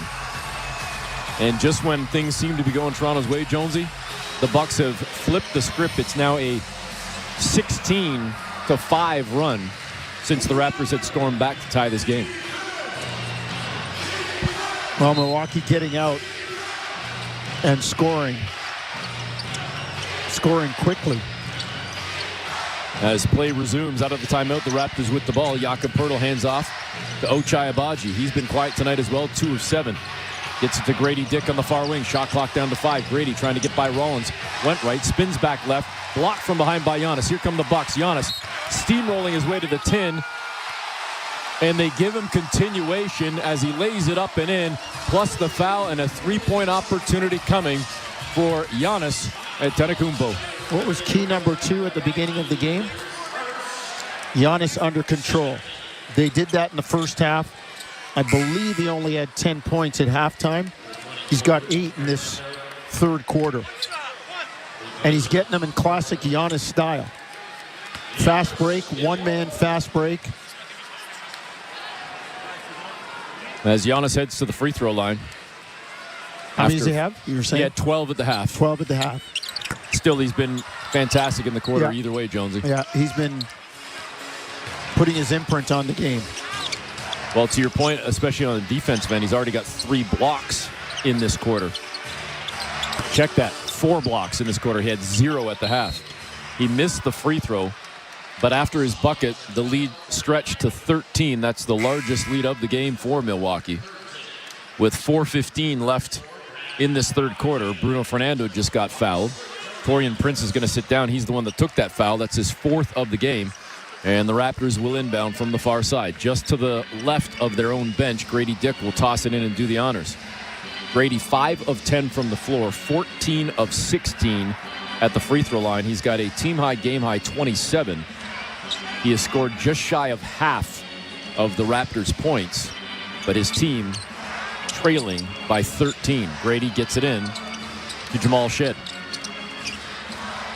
Shed, well above the arc, out on the far wing, goes cross-court near side to Ochai, drives into the paint, tried to scoop a pass into traffic to Fernando. Ball taken away by the Bucks. Great work by Rollins down on the baseline to keep that thing alive in bounds, and another turnover for Toronto. Their 16th of the game. Cross-court, left to right. Rollins, open triple is good, and Milwaukee's starting to pull away, folks. It's a 16-point lead with 3:40 to go in the third. Toronto has given up 23 points off turnovers tonight. Shed had an open look at a jumper from 18 feet. Instead goes out to Grady. Contested 3-ball is good. Grady's got 30. Well, Grady really trying to hold Toronto in this thing. Again, half their points, more than half of them at the break. On the perimeter near sideline, Green just hoisted a triple, missed it, and in the process, Jamal Shed, I think, got kicked in the stomach or the hip. I don't know if that was Green extending his foot, but Shed came up holding his midsection. Raptors trailing by 13 with 3:15 to go here in this third quarter. Over on the sideline near the Raptor bench, Grady Dick getting a few words of wisdom from Scotty Barnes. Barnes looks like he's dressed up like Harry Potter or something tonight, Jones. He's got like a yellow sweater with a shirt and tie on. Looking like a private school student or something out there. People would rather see him in shorts and a tank top. How about that thunderous dunk from Bruno Fernando down Main Street, and a massive one-hand cram right on the crown of Giannis. Well, let's see if that sparks the Raptors or angers Giannis. Toronto down 11. Far sideline. DeLon Wright misses the triple. Trying to crash the glass and keep it alive for Milwaukee was Jackson, but the Raptors take it away. Here comes Boucher down Main Street. He goes flying in, hands off a pass. He runs over Giannis, but they say that Antetokounmpo was there too late, and it's going to be a block on Giannis as Toronto will try to do a little more damage here with 2:36 to go in the third. Well, Giannis was there. He was just moving. And we get a look at the big dunk by Bruno Fernando on the previous play. He did a really, really good job as the Raptors were able to get off-ball timing. As the Raptors were able to get him that ball rolling down the lane. And you might have heard the voice in the background. I believe that was James Williams, the official. So Milwaukee wanted to review this play.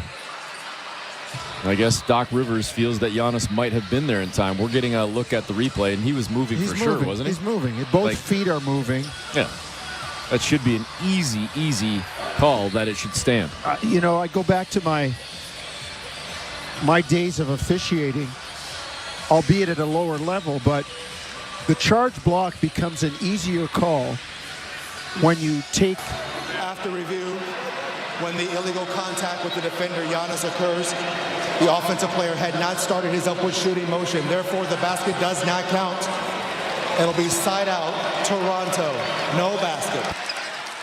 Judging the charge block, all you have to do is look to see that the feet are set and the contact occurs on the defender's chest, the sternum, right in the middle of the chest. Once you have head and shoulders past a guy, it can't be a charge because you're not taking it in the chest. Or if the feet are moving, to me, those are two touchstone rules for calling a block charge. So the block stands, but the bucket from Mobo was no good. As Toronto inbounds from the far side, and R.J. Barrett misses on a three ball, just 2 of 12 in the ballgame for R.J. Raptors trailing by 11, 75-64. 2:20 to go in the third quarter. DeLon Wright up top, straight away to Portis. Over on the far wing, it's Connaughton. Back over to Portis, now toward the left block. Turns, fires over R.J., and I don't know what Fernando was thinking there. That ball was out of Portis' hands for about 3 seconds, it seems. It was right over the 10. I mean, that was a 10-footer. It had traveled 8 feet. Not a smart play. Just, hey, if it's going in, give him the 2. If not, grab the rebound, but don't give him the sure 2. 77-64. Grady down Main Street. Misses with a left-hand scoop. Cleaned up underneath by Fernando. Had the ball stripped as he was elevating. And another turnover for the Raptors. Milwaukee leading by 13. Looking for more right here. Late third quarter. Connaughton, cross-court, right to left, over to Jackson in the far corner. Now hands off on the perimeter to Lopez. Up top, it's DeLon Wright. Trying to shake free from Barrett. Goes to Connaughton, running start. Lost the handle, gets it back, finds Portis near sideline. 3-ball rattled halfway down, popped out. The Raptors catch a break. Boucher to Grady. Grady through traffic, lobbed it up, missed it. Tipped down low from Boucher, no good. Picked up by Mobo. Out to Barrett. Over to Fernando. Far corner, Boucher. 3-ball, no good. Fouled by Connaughton. And Boucher's going to go to the free throw line. Did they actually call it a 3, though, or was he inside the arc? I thought his feet were inside the arc, but we'll see. That might have been where his feet came down after he went airborne. And it looks like Doc Rivers is going to challenge this one again as well. 1:17 to go in the third quarter. We'll clean it up when we come back with the Raptors trailing by 13. It's Toronto Raptors basketball, brought to you by Tangerine Bank on the Sportsnet Radio Network. Oh, Maya. Maya. She loves being cool. 21 degrees is her favorite number. God, she's the coolest, especially at night. So I raised the temp at 10 p.m. because she gets chilly when she sleeps. Maya loves using less energy, and I love Maya. We're basically besties. With SmartFlow from Enbridge Sustain, you won't have to think about your HVAC, but it will always be thinking of you. With smart controls and zero upfront costs. Visit EnbridgeSustainSmartFlow.com to learn more. This is Toronto Raptors basketball on Sportsnet 590, The Fan. Welcome back. Eric Smith, Paul Jones with you. 1:17 to go, third quarter. Raptors trailing 77-64. We got to look at the replay. And Boucher, Jonesy, unless I'm missing something, was definitely behind the line, so it should be 3. And based on what I'm seeing, it certainly looks like Connaughton catches Boucher on the hand, on the wrist. So I can't imagine that this is getting overturned. I mean, stranger things, but he didn't allow Chris to follow through, and I think that's what it is. It's different if it's what they call a high five and the guy follows through and you touch hands after. But that's one where that is a shooting foul. It did impact the result because the guy couldn't follow through. Officials are taking a long time to chat about this one. And now James Williams is calling over veteran official Rodney Mott to have a quick look. See if he sees something any different. Both Connaughton and Boucher are standing at center court almost right beside each other, trying to peek over the shoulders of the officials. I don't know. I've been watching and covering the NBA for a long time. Jonesy, you longer than me. I can't see how that's not a foul. This seems like a no-brainer to me, and I'm not even trying to sound like a homer, folks. This looks like a surefire foul. If I had a gray shirt on, that's a foul. Well, and again, they might be looking at what I call the high five, the ball released, but I mean, to me, the NBA needs the college rule. They need a shooting foul, and a lot of these three-point shots where the guy's already shot the ball. It has been determined that the defender makes hand-to-hand contact with the shooter. Therefore, this is considered incidental contact, no foul on the play. The call on the floor has been overturned. The challenge by Milwaukee is successful. When the whistle blew, the ball was in the air and there was no possession. We will jump it off center circle, any 2 in the game. Milwaukee has 1 challenge remaining and they keep their timeout. Well, I'll give James Williams credit here. Outstanding explanation. I don't agree with it, but outstanding explanation. Well, and that's what I said, the high five, yeah, right? You did. And that's and so, but that's where, to me, I keep saying the NBA needs a shooting foul, and when a guy shoots the shot and somebody crashes into him and the ball's halfway there, that's not 3 shots. That's a foul after the shot. Take the ball on the side. It's a foul. But you shouldn't be shooting on that one. And Milwaukee wins the jump. So they have a chance to add to their lead right now. Leading by 13. DeLon Wright near sideline. 3 ball. No good. Cleaned up down low by Portis. But he's had the ball squared away from him. And Fernando took it away. Ahead to Grady Dick. Grady right to left. Nope. Picked off by DeLon Wright. And we're back the other way. 17th turnover for the Raptors as Bobby Portis lays it up and in, and the Bucks lead grows to 15. 79-64.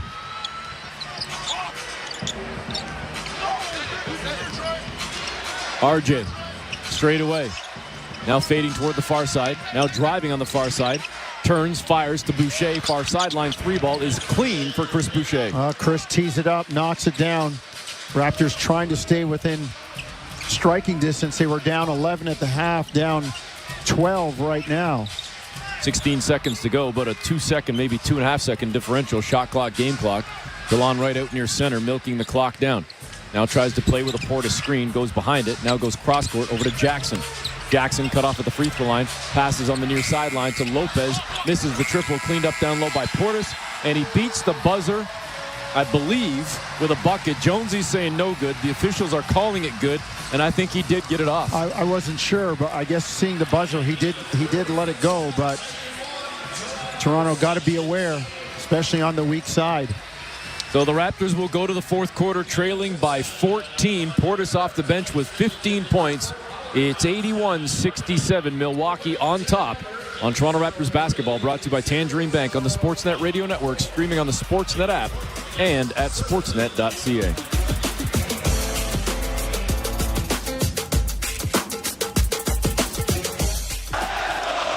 Hey, Raptor fans, what would you rather have? More money or more vacation? Whichever you pick, it's a win-win. Just like hitting the 50-50 jackpot. When you buy tickets to the MLSE Foundation Lottery, you support kids and youth in communities across Ontario. Last season, over $1 million in jackpot prizes were won. That means more money and more vacation. Talk about a true win-win? Visit 5050raps.com for your tickets today.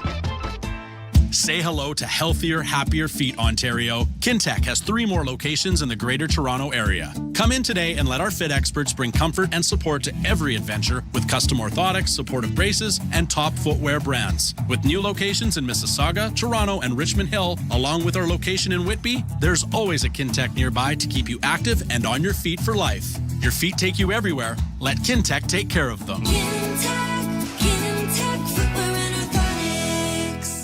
Hey, Michael Jordan here, the one from Toronto. But new Moi Rewards still puts me in the spotlight. I get new ways to save every time I shop at Metro and Food Basics. Moi Rewards, made for everyone, even me, Michael Jordan. Join today and save. Hi, welcome to McDonald's. Hi, can I get a... Yup, the McValue menu has a lot of delicious options for under $4 each plus tax. So it's okay to take a minute when ordering. The McValue menu.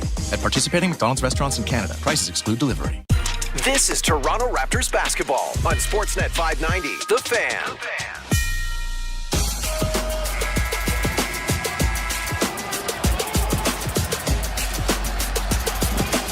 Welcome back, Eric Smith, Paul Jones with you. Getting set to start the fourth quarter. The Raptors trailing the Bucks 81-67. Toronto giving up 25 points off turnovers tonight. 17 miscues. The only good news, I suppose, in that, Jonesy, Raptors with only 2 turnovers in that third quarter. But they lost the frame 27-24. They've lost every quarter thus far. So they will have to mount a big-time comeback in the final frame as the final frame begins with a Bobby Portis bucket right down in the heart of the lane. The lead grows to 16, matching Milwaukee's largest lead. And now Toronto turns it over on the inbounds. Their 18th of the game. And Milwaukee has a chance to put a couple more on the board here, just 23 seconds into the quarter. Bruno Fernando is going to come back into the ball game. R.J. Barrett's going to sit down. It's been a rough night for R.J. 2 of 12 with 5 points, 6 rebounds, and a couple of assists. Wright inbounding to Connaughton out on the far wing, back to Wright. They drop it to Lopez on the block, left side, trying to spin by Bruno. Goes back up top to Portis for 3, missed it, and Fernando with the rebound. Gets it ahead to Shed. Shed across center for the Raptors. He's played only 9 minutes tonight as Shed gets into the lane and promptly turns it over. Threw it right into the hands of the Bucks. He was looking for Fernando and completely missed him, and Jackson goes the other way for Milwaukee, scores, and the Bucks have their largest lead of the game at 18. Milwaukee with a season-high 14 steals. Boucher stops at the free throw line, elevates, left it short, and Mobo couldn't get to it. Rebound to Milwaukee. Dangerous time right now for the Raptors. It's 18, and Milwaukee's feeling good. Right at the free throw line, turns around, fires back out to Connaughton, left to right, over to Lopez, missed the 3 ball, and it's tracked down on a rebound by Wright. Back out far side on the wing. Connaughton 3 ball is good, and Milwaukee has now pushed the lead to 21. They're smelling blood in the water right now. They are chasing the ball down, a bit more energized than Toronto, and the 3-pointer comes off the offensive rebound. Best time to get it. 88-67. Toronto trailing by now 21. They have never led in this game. It's Toronto Raptors basketball, brought to you by Tangerine Bank on the Sportsnet Radio Network, streaming on the Sportsnet app and at sportsnet.ca. Hey, Raptor fans, what would you rather have? More money or more vacation? Whichever you pick, it's a win-win. Just like hitting the 50-50 jackpot. When you buy tickets to the MLSE Foundation Lottery, you support kids and youth in communities across Ontario. Last season, over $1 million in jackpot prizes were won. That means more money and more vacation. Talk about a true win-win? Visit 5050wraps.com for your tickets today.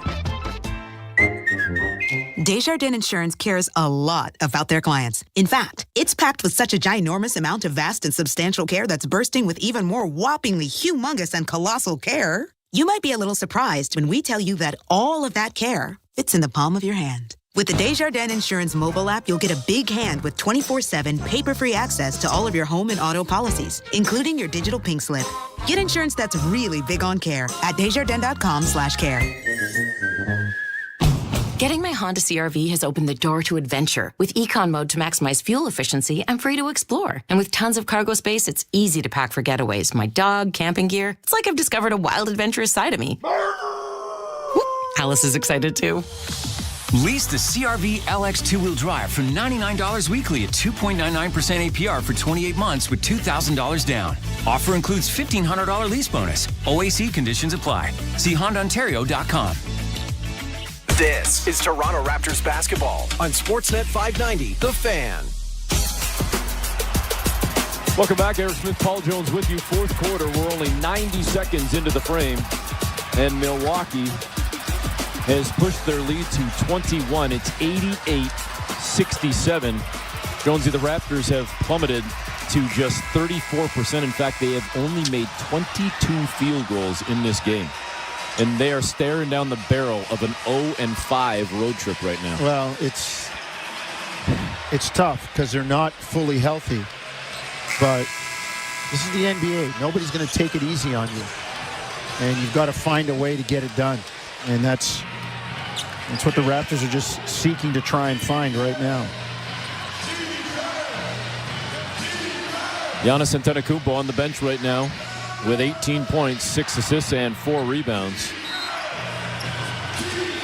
And if this keeps up, he might be getting a long breather. Milwaukee playing on the front end of a back-to-back.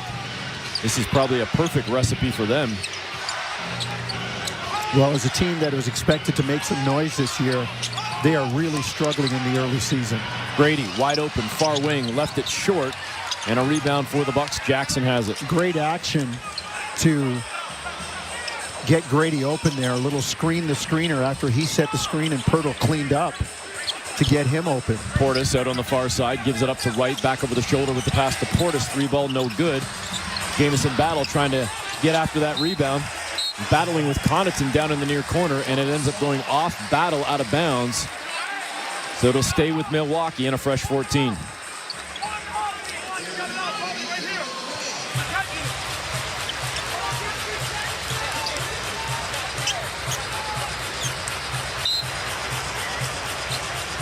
Milwaukee inbounding in the near corner. They get it to Portis, back out on the perimeter. To DeLon Wright, back to Portis at the free throw line, staring down Jakob Poeltl, goes back out on the wing to DeLon Wright. Shot clock down to 2, Wright's got to go, and what a job by Mitchell. Davion Mitchell right in front of DeLon Wright, stood his ground, deflected the ball away, and the Raptors will get it with a shot clock violation, but they've got to go now, folks. They're down 21 with just 9:35 to play in the ball game. And now DeLon Wright turned the ball over with minimal pressure from DeLon Wright out near center court. He just lost the handle. It went into the backcourt, and it's a violation on Toronto, their 20th turnover of the game. You just can't be that loose with the ball. You can't. Milwaukee's got 24 more shots at the basket. 24 shots. If you're a 25% shooting team, that's 6 baskets. If a couple of those are threes, you're like, that's 8-10 points right there. Milwaukee promptly gives it right back with the offensive foul, an illegal screen there from Jackson. So the Raptors get the ball back, still trailing by 21. Davion Mitchell trying to drive to the 10, had the ball knocked away out on the far side. It looked like he was going to try and bounce a pass in the near corner to Ochai Agbaji, and it was knocked away onto the baseline. So Toronto will keep it with 13 on the shot clock. And a nice inbound play there. Milwaukee fell asleep at the wheel. Mitchell just whipped it down onto the left block to a wide open Jamison Battle. Good action by Toronto to free Battle up. They've got that a few times this year. 88-69. Milwaukee leading by 19. DeLon Wright up top. Pat Connaughton, 3-ball, too strong. Jakob Poeltl had the rebound but couldn't squeeze, and Milwaukee knocked it away. Bucks have it. Reach in foul against. Who did they get it on? Davion. All right, I wasn't sure if it was Grady Dick. Davion Mitchell takes the foul. That'll be his first. 88-69. Milwaukee leading. Florian Prince checking back into the ball game now for Milwaukee.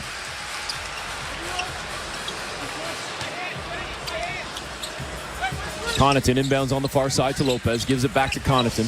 Cross court over to Portis on the wing near side. Jakob came out to contest that shot, and it was an air ball from Bobby Portis. So the Raptors will get the ball back with 8:40 to play, and Giannis is indeed going to check back into the ball game. 8:30 to play in the game. Poeltl turning the corner into the paint, cut off at the near elbow. Tried to pass in a whole lot of traffic. And luckily, it was a kick ball as Lopez stuck out his foot. Otherwise, it would have been the 21st turnover as that pass was telegraphed from Jakob Poeltl. That's something else that has stood out tonight, Jonesy. And I guess depending on how you look at it, if you play the percentages, not the totals, I was going to say the Raptors have only 16 assists in the game. But they've only got 23 made field goals. Well, yeah. So percentage-wise, it's pretty damn good. It's still pretty good, yeah. Grady Dick cutting to the 10, high off glass, missed it, and the tip is there for Poeltl. That ball was dangerously close to being on the rim still, but they credit the bucket to Yak. And Toronto has cut it to 17, 88-71 with 8 minutes to go. Raptors second in the NBA, Eric. You talk about that stat. Second in the NBA. 68% of their field goals have assists. Lopez misses the triple. Raptors come back the other way, driving into a lot of contact and a lot of traffic. Grady Dick gets the layup to go. He's up to 32 points in the ballgame. Raptors now trailed by 15 with 7:51 to play. Well, still fighting. Still trying to hang in. They can get some stops, protect the ball. Maybe they can make a run, but the story continues to be points off turnovers. 16 is the differential, and Milwaukee still 14 more shots at the basket. It's Toronto Raptors basketball, brought to you by Tangerine Bank on the Sportsnet Radio Network. Hey, Raptor fans, what would you rather have? More money or more vacation? Whichever you pick, it's a win-win. Just like hitting the 50-50 jackpot. When you buy tickets to the MLSE Foundation Lottery, you support kids and youth in communities across Ontario. Last season, over $1 million in jackpot prizes were won. That means more money and more vacation. Talk about a true win-win? Visit 5050raps.com for your tickets today. As fall approaches and birds head south, a different kind of bird emerges, the Subaru. While migratory flocks seek warmth, Subaru's symmetrical full-time all-wheel drive keeps drivers soaring through the wild. During the migrating season, Subaru's hunger for adventure grows exponentially, driving the intrigued radio listeners to fall for Subaru at their local Subaru dealerships, experiencing an adventure of their own. So migrate to your local Subaru dealership to book a test drive today. Breaking story from Alpine News Network. Firefighter Finn McHose, that's a nickname, right?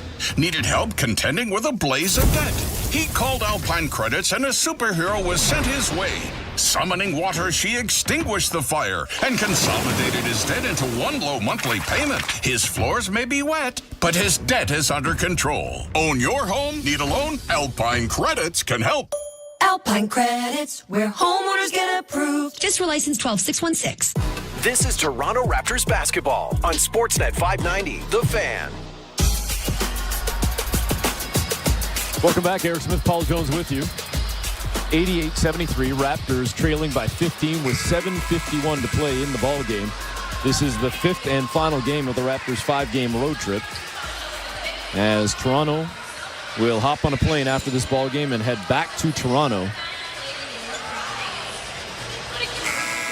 But it's a brief homestand for the Raptors, just one game. That's not a homestand. That's another road game. They play Friday at home against the Pistons, then back on the road Saturday on the back-to-back against the against the Celtics, before they come back home for only 2 games next week. They'll have Indiana and Minnesota next week. And by the way, if you're listening in Toronto or anywhere in Southern Ontario in the GTA, this Friday's game against the Pistons and next Thursday's game against the Timberwolves, most of those games are right in the middle of Taylor Swift's 2-week concert tour, with 3 this week and 3 next week. If you're planning to come to downtown Toronto for either of those games, my recommendation is walk. Maybe take a train, but if you plan on driving, good luck. Good luck. You won't be able to move. You won't be able to park. And if you do, it'll probably cost you about $1,000. Good luck. Jakob Poeltl just got hammered at the 10 as he forced the turnover, and then the big man, Jonesy, went on a one-man fast break down the floor, and Yak was hit by Lopez, and Poeltl's going to go to the free throw line. Raptors keep fighting here, trying to shave this lead down a little bit more. It was once as high as 21. They could get it down to 13 if Yak can make his free throws. All right, let's see. I'm looking at those cardboard cutouts. Lopez, I think that's a Teletubby. There's Mr. Bean, C-3PO. Looks like Steve Novak up there. Dwight Schrute. Giannis. I don't know. The headband? Is that Portis? It looks like Bobby Portis with the glasses and the headband. Not sure who else. There's some cartoon, some little kid. I don't know who that is.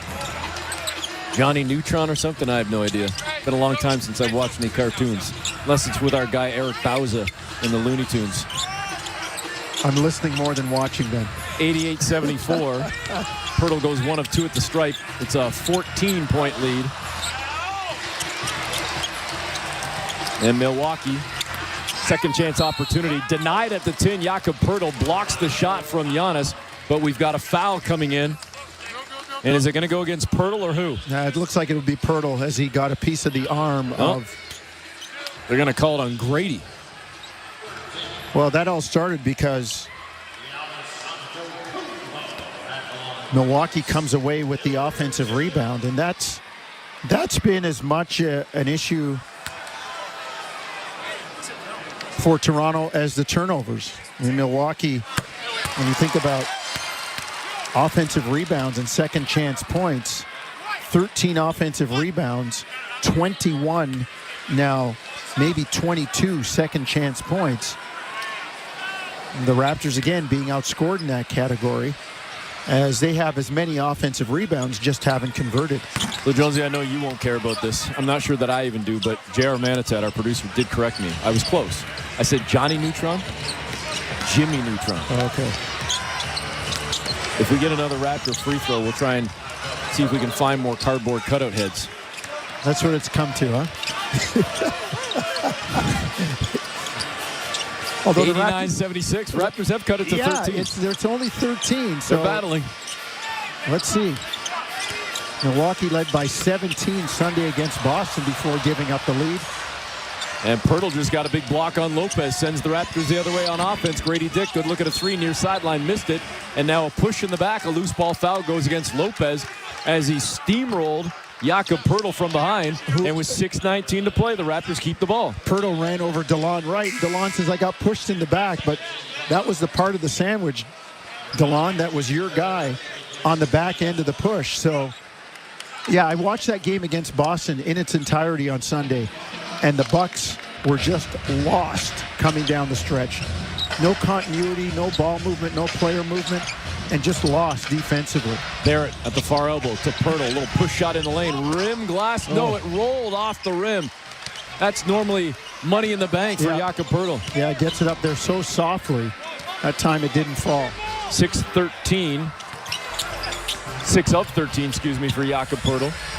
Milwaukee gets the ball in the near corner to Green, who had a shot go halfway down and pop out. Raptors caught a big break. Wide open look. Brady in the near corner to Ochai. 3 ball is clean. And guess what, folks? Toronto has cut it to 10 with 5:47 to play. They were down 21, and they've chopped it in half, more than half. Man, you just have to love the effort, the perseverance with which the Toronto Raptors play. Down by as many as 21, we got a game. You know, they always say, back in the day before the 3, 5 baskets, 5 minutes, and that's what we have right now.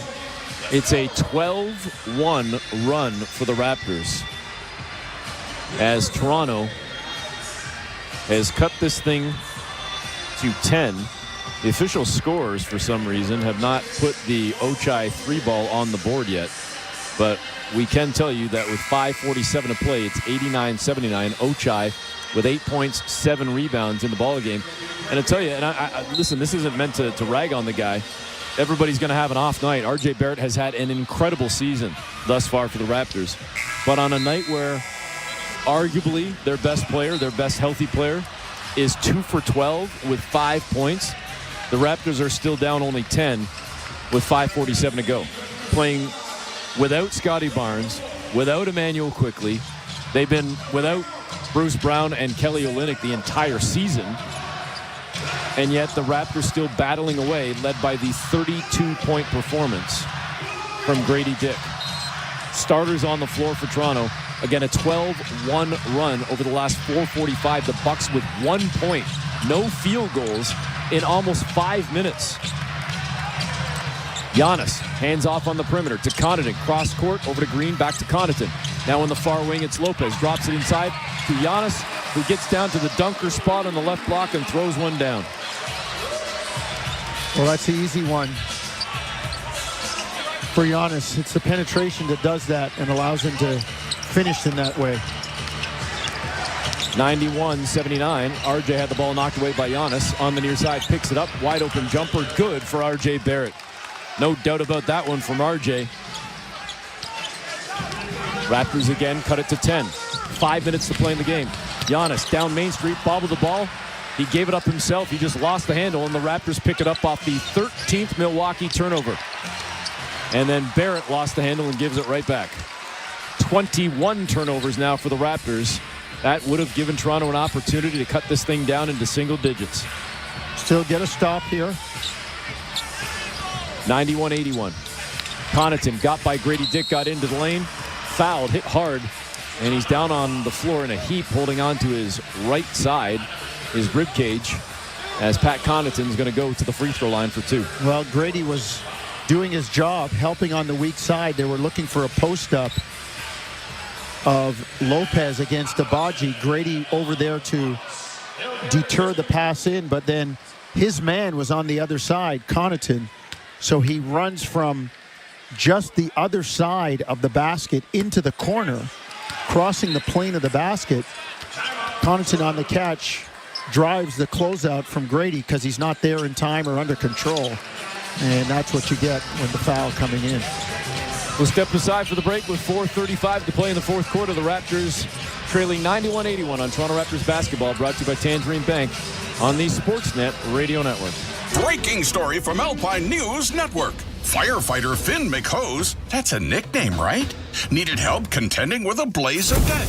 He called Alpine Credits and a superhero was sent his way. Summoning water, she extinguished the fire and consolidated his debt into one low monthly payment. His floors may be wet, but his debt is under control. Own your home? Need a loan? Alpine Credits can help. Alpine Credits, where homeowners get approved. Just for license 12616. This is Toronto Raptors basketball on Sportsnet 590, The Fan. Welcome back. Eric Smith, Paul Jones with you. Fourth quarter. Raptors continue to punch away. Still time on the clock. 4:35 to play. Raptors outscored on the perimeter tonight by 18. They've been outscored in terms of points off turnovers by 15, but yet still punching, still scratching and clawing here. And we'll see if they can get this thing down into single digits. Giannis now with a team-high 21 for the Bucks.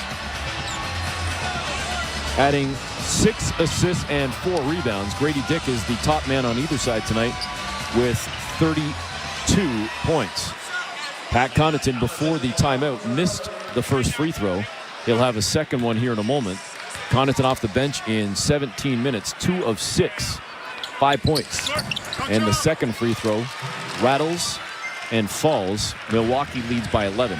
92-81. R.J. Barrett, far side, brings it across center. Hands off to Davion Mitchell. No, he doesn't. He fakes the handoff. Goes into the near corner to Grady Dick. Had a good look at a 3 and missed it. Would have been a big one right there. Could have cut it to 8. Instead, Milwaukee with the rebound has a chance to balloon the lead to 13 or 14. See if the Raptors can get a stop. Giannis, cross court, left, right, over to Connaughton. He promptly gives it right back to Giannis. Back over to Connaughton. A little two-man game here as Pat Connaughton misses. Grady Dick grabs the rebound, his 5th. Far wing, passes to a cutting Jakob Poeltl in the heart of the lane, bobbled it, and turned it over. Jakob bobbled it. I'm not so sure Grady should have made that pass. You got to know who you're passing to and where and what the circumstances are. Giannis draws traffic, kicks out.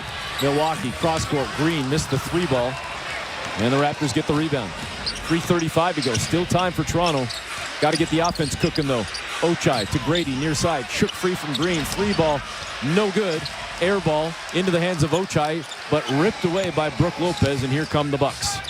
Raptors shooting just 36% tonight.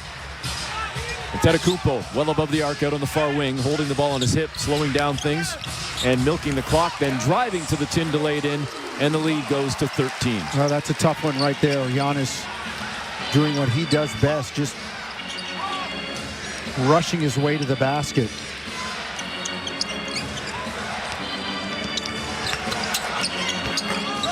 And now Grady Dick trying to go up and under on a reverse, missed it. Thought he was fouled on his backside. He's screaming at the officials, wanted the call, didn't get it. Toronto down 13. Grady gets back into the play as Milwaukee again slows things down, trying to milk this thing as they are sensing the outcome.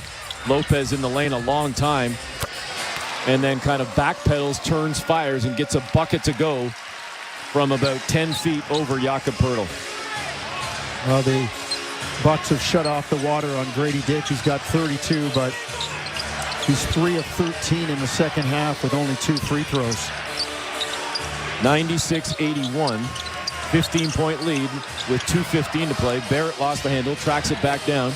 Now trying to work against Giannis. Step back, triple, far wing, and it's no good for R.J. Barrett. And you got to keep playing here because of the NBA Cup rules, kind of like international basketball. It's point differential. Under 2 minutes to go. Giannis trying to drive on the baseline, and RJ knocked that ball away. I thought Giannis might have dribbled that off his own leg. I would say if I'm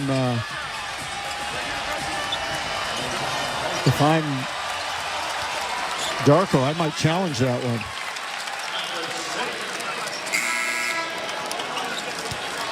Although with Toronto's luck, the proximal foul rule will probably get them.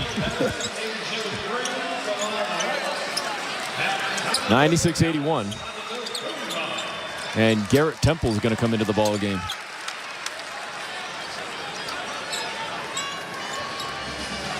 Number of changes on both sides. We'll clean up the lineups for you in a moment.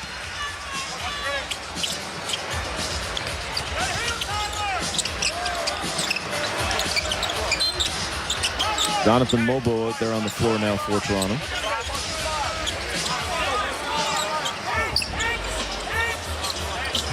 It's Fernando, Mobo, Shed, Battle, and Temple. Johnson gets it in now for Milwaukee. They work it over to Beauchamp, and promptly Milwaukee turns it over. There's a guy that a lot of people will be taking a look at. The Bucks deciding not to pick up his option. So he'll be on the market this summer. Raptors down 15, 1:40 to play. Down low underneath. Jamison Battle tried to lay it up and in, and they're going to call a goaltend and credit the bucket for Jamison Battle. Tyler Smith called with that goaltend. Is goaltending violation. That play is under review. And now Doc's going to review that one. Remember last year when Joe Mazzulla reviewed one against the Raptors in Darko when they were up by like 32 points? Yep. But to your point, I guess that this matters, right? With for sure point differential.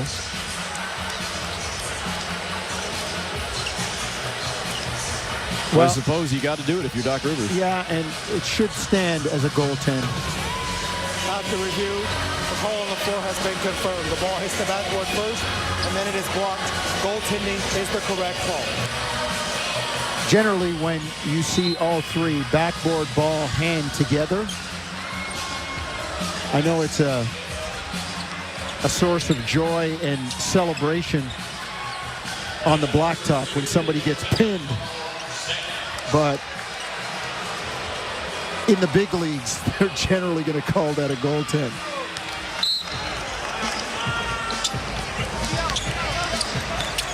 .135 to play now. Milwaukee leading 96-83.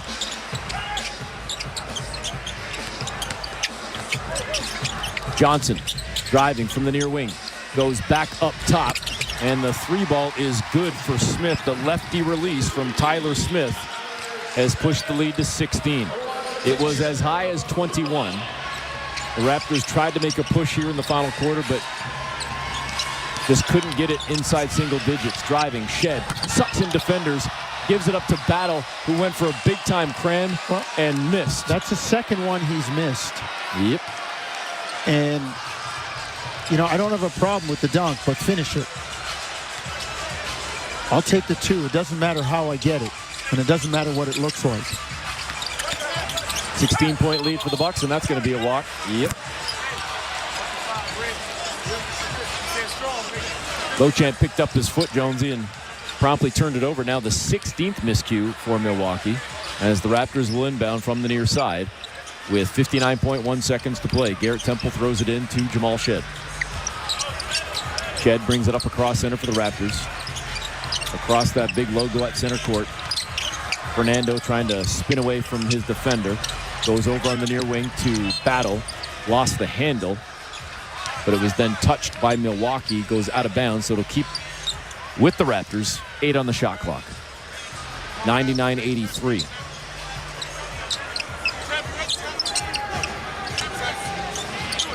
Shed.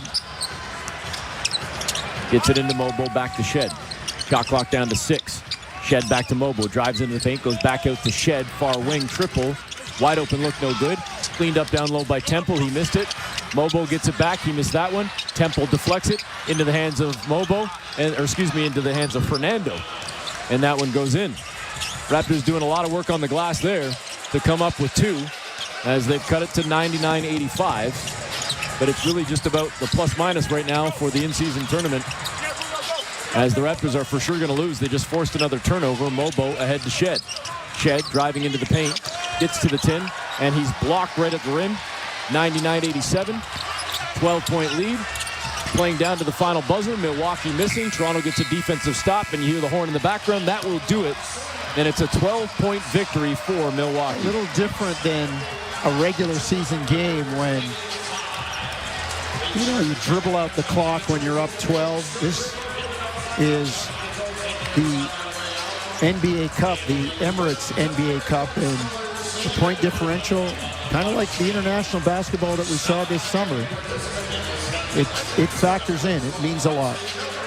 I got to ask you a question here, Jones. You keep throwing in Emirates there. Like, are you angling for a flight or something? No, here? I'm just, that's the sponsor, that's the name. Do we always shout out the sponsors? Well, I don't want to get the memo from the NBA saying you didn't call it what it should be called. We've had that happen before. Well, I tell you, I do love the Emirates NBA Cup. And anytime I have a chance to mention the Emirates NBA Cup, I will do so as well. If they want to give me a flight, I'm all for it. I'm all for it. Kick back in one of those big beds or something on Emirates Air and head to wherever. So the Raptors fall to 0-1 in the Emirates NBA Cup, as we will be back to wrap things up with the final stats and then get set for post-game coverage. Brought to you by Daniele Franceschi, sponsored by Emirates on Toronto Raptors basketball. Brought to you by Tangerine Bank on the Sportsnet Radio Network. the National Basketball Association on SiriusXM. For a full list of games and channels, go to SiriusXM.com/NBA schedule.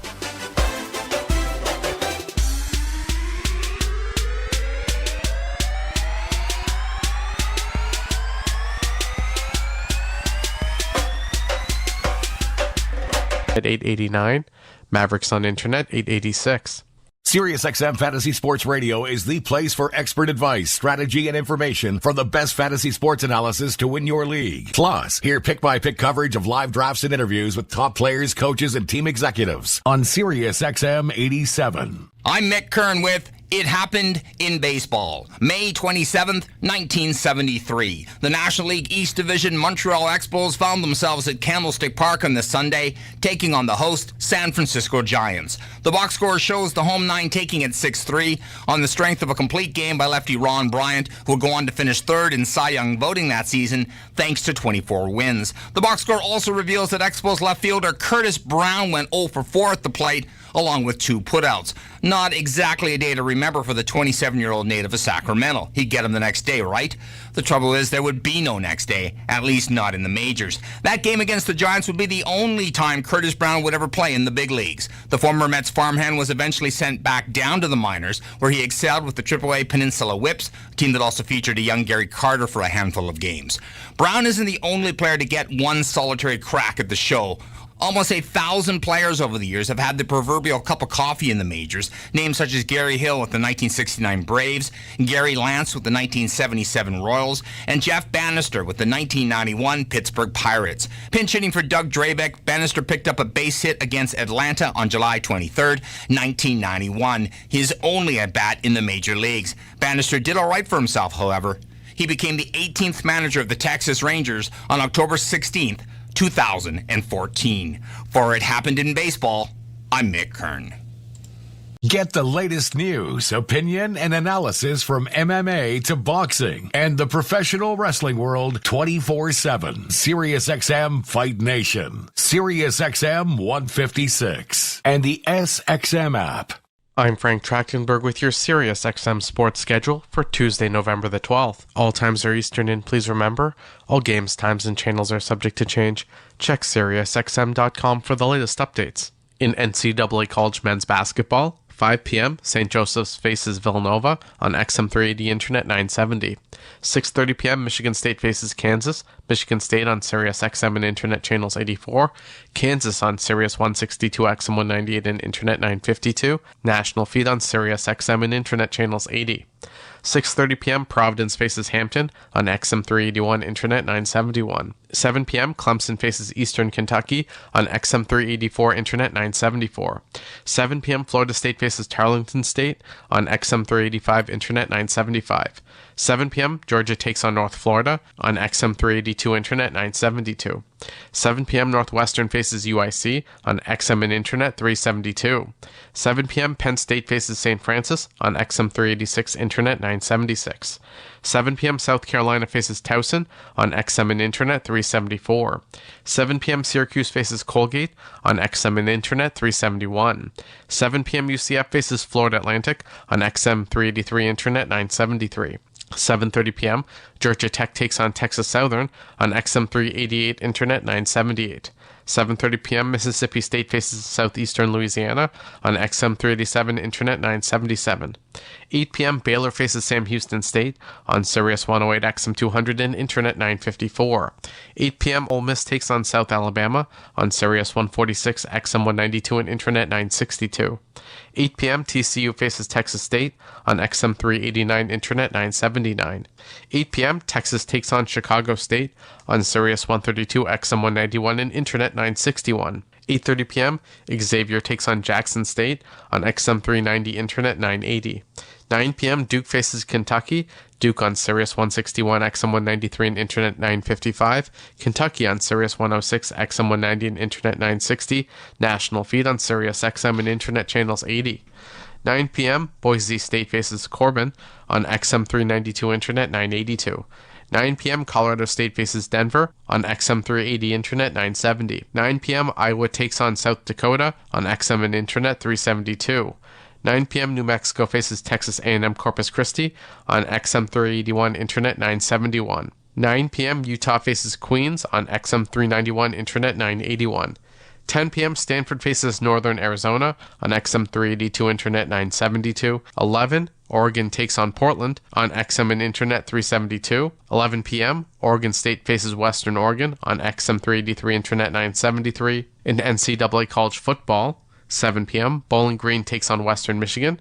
Bowling Green on Internet 968. Western Michigan on Internet 967. 7 p.m. Buffalo takes on Ball State. Buffalo on Internet 964. Ball State on Internet 963. 7 p.m. Toledo faces Central Michigan. Toledo on Internet 966. Central Michigan on Internet 965. In NCAA college women's basketball, noon, LSU takes on Charleston Southern on Sirius 106 XM 190 and Internet 960. Noon, SMU faces Western Michigan on XM and Internet 371. 6 p.m. Kentucky takes on Wofford on Sirius 106 XM 190 and Internet 960. 6 p.m. Ohio State takes on Charlotte on Sirius 119 XM 195 and Internet 957. 7 p.m. North Carolina A&T takes on North Carolina on Sirius 161 XM 193 and Internet 955.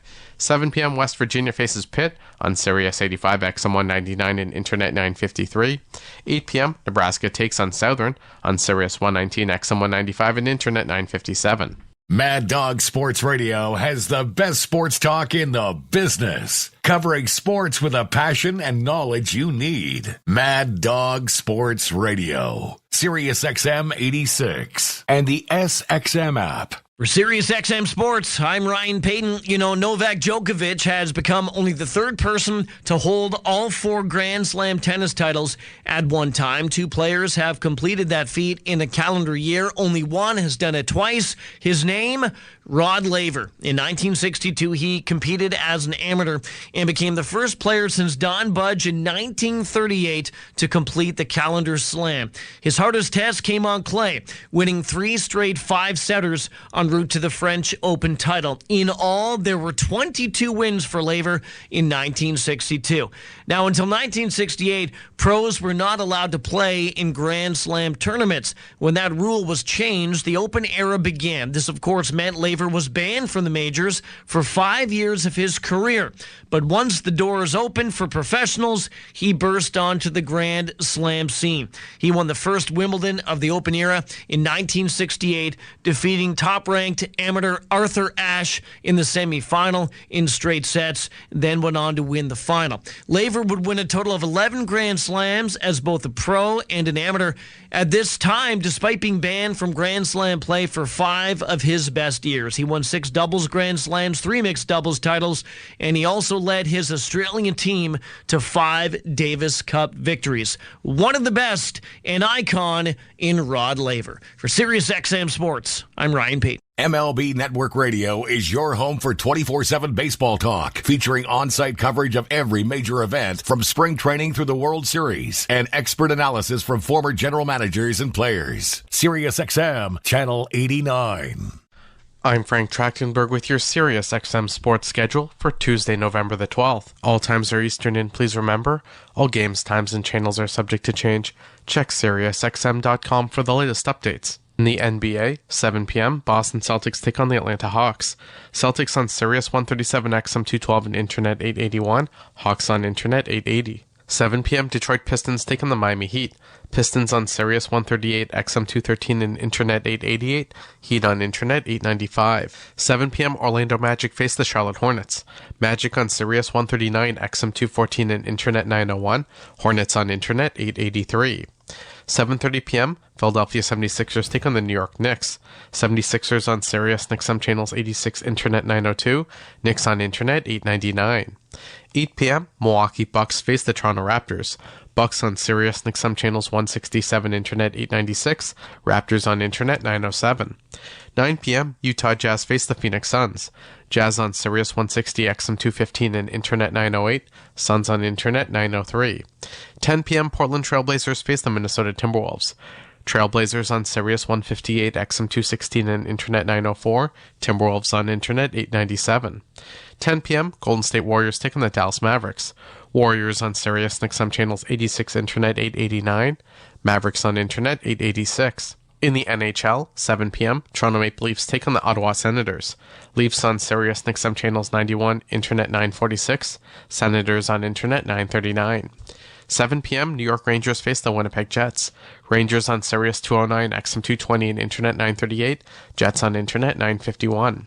7:30 p.m., Florida Panthers take on the New Jersey Devils. Panthers on Sirius 208, XM 219, and Internet 931. Devils on Internet 936. 8 p.m., St. Louis Blues take on the Boston Bruins. Blues on Sirius 210, XM 221, and Internet 944. Bruins on Internet 921. 9 p.m., Edmonton Oilers face the New York Islanders. Oilers on Sirius 211, XM 222, and Internet 930. Islanders on Internet 937. 10 p.m., Vancouver Canucks face the Calgary Flames. Canucks on Sirius XM Channels 91, Internet 948. Flames on Internet 923. 10 p.m., Seattle Kraken face the Columbus Blue Jackets. Kraken on Sirius 208, XM 219, and Internet 943. Blue Jackets on Internet 927. I'm Frank Trachtenberg with your Sirius XM sports schedule for Tuesday, November the 12th. All times are Eastern, and please remember, all games, times, and channels are subject to change. Check SiriusXM.com for the latest updates. In the NBA, 7 p.m., Boston Celtics take on the Atlanta Hawks. Celtics on Sirius 137, XM 212, and Internet 881. Hawks on Internet 880. 7 p.m., Detroit Pistons take on the Miami Heat. Pistons on Sirius 138, XM 213, and Internet 888. Heat on Internet 895. 7 p.m., Orlando Magic face the Charlotte Hornets. Magic on Sirius 139, XM 214, and Internet 901. Hornets on Internet 883. 7:30 p.m., Philadelphia 76ers take on the New York Knicks. 76ers on Sirius XM Channels 86, Internet 902. Knicks on Internet 899. 8 p.m., Milwaukee Bucks face the Toronto Raptors.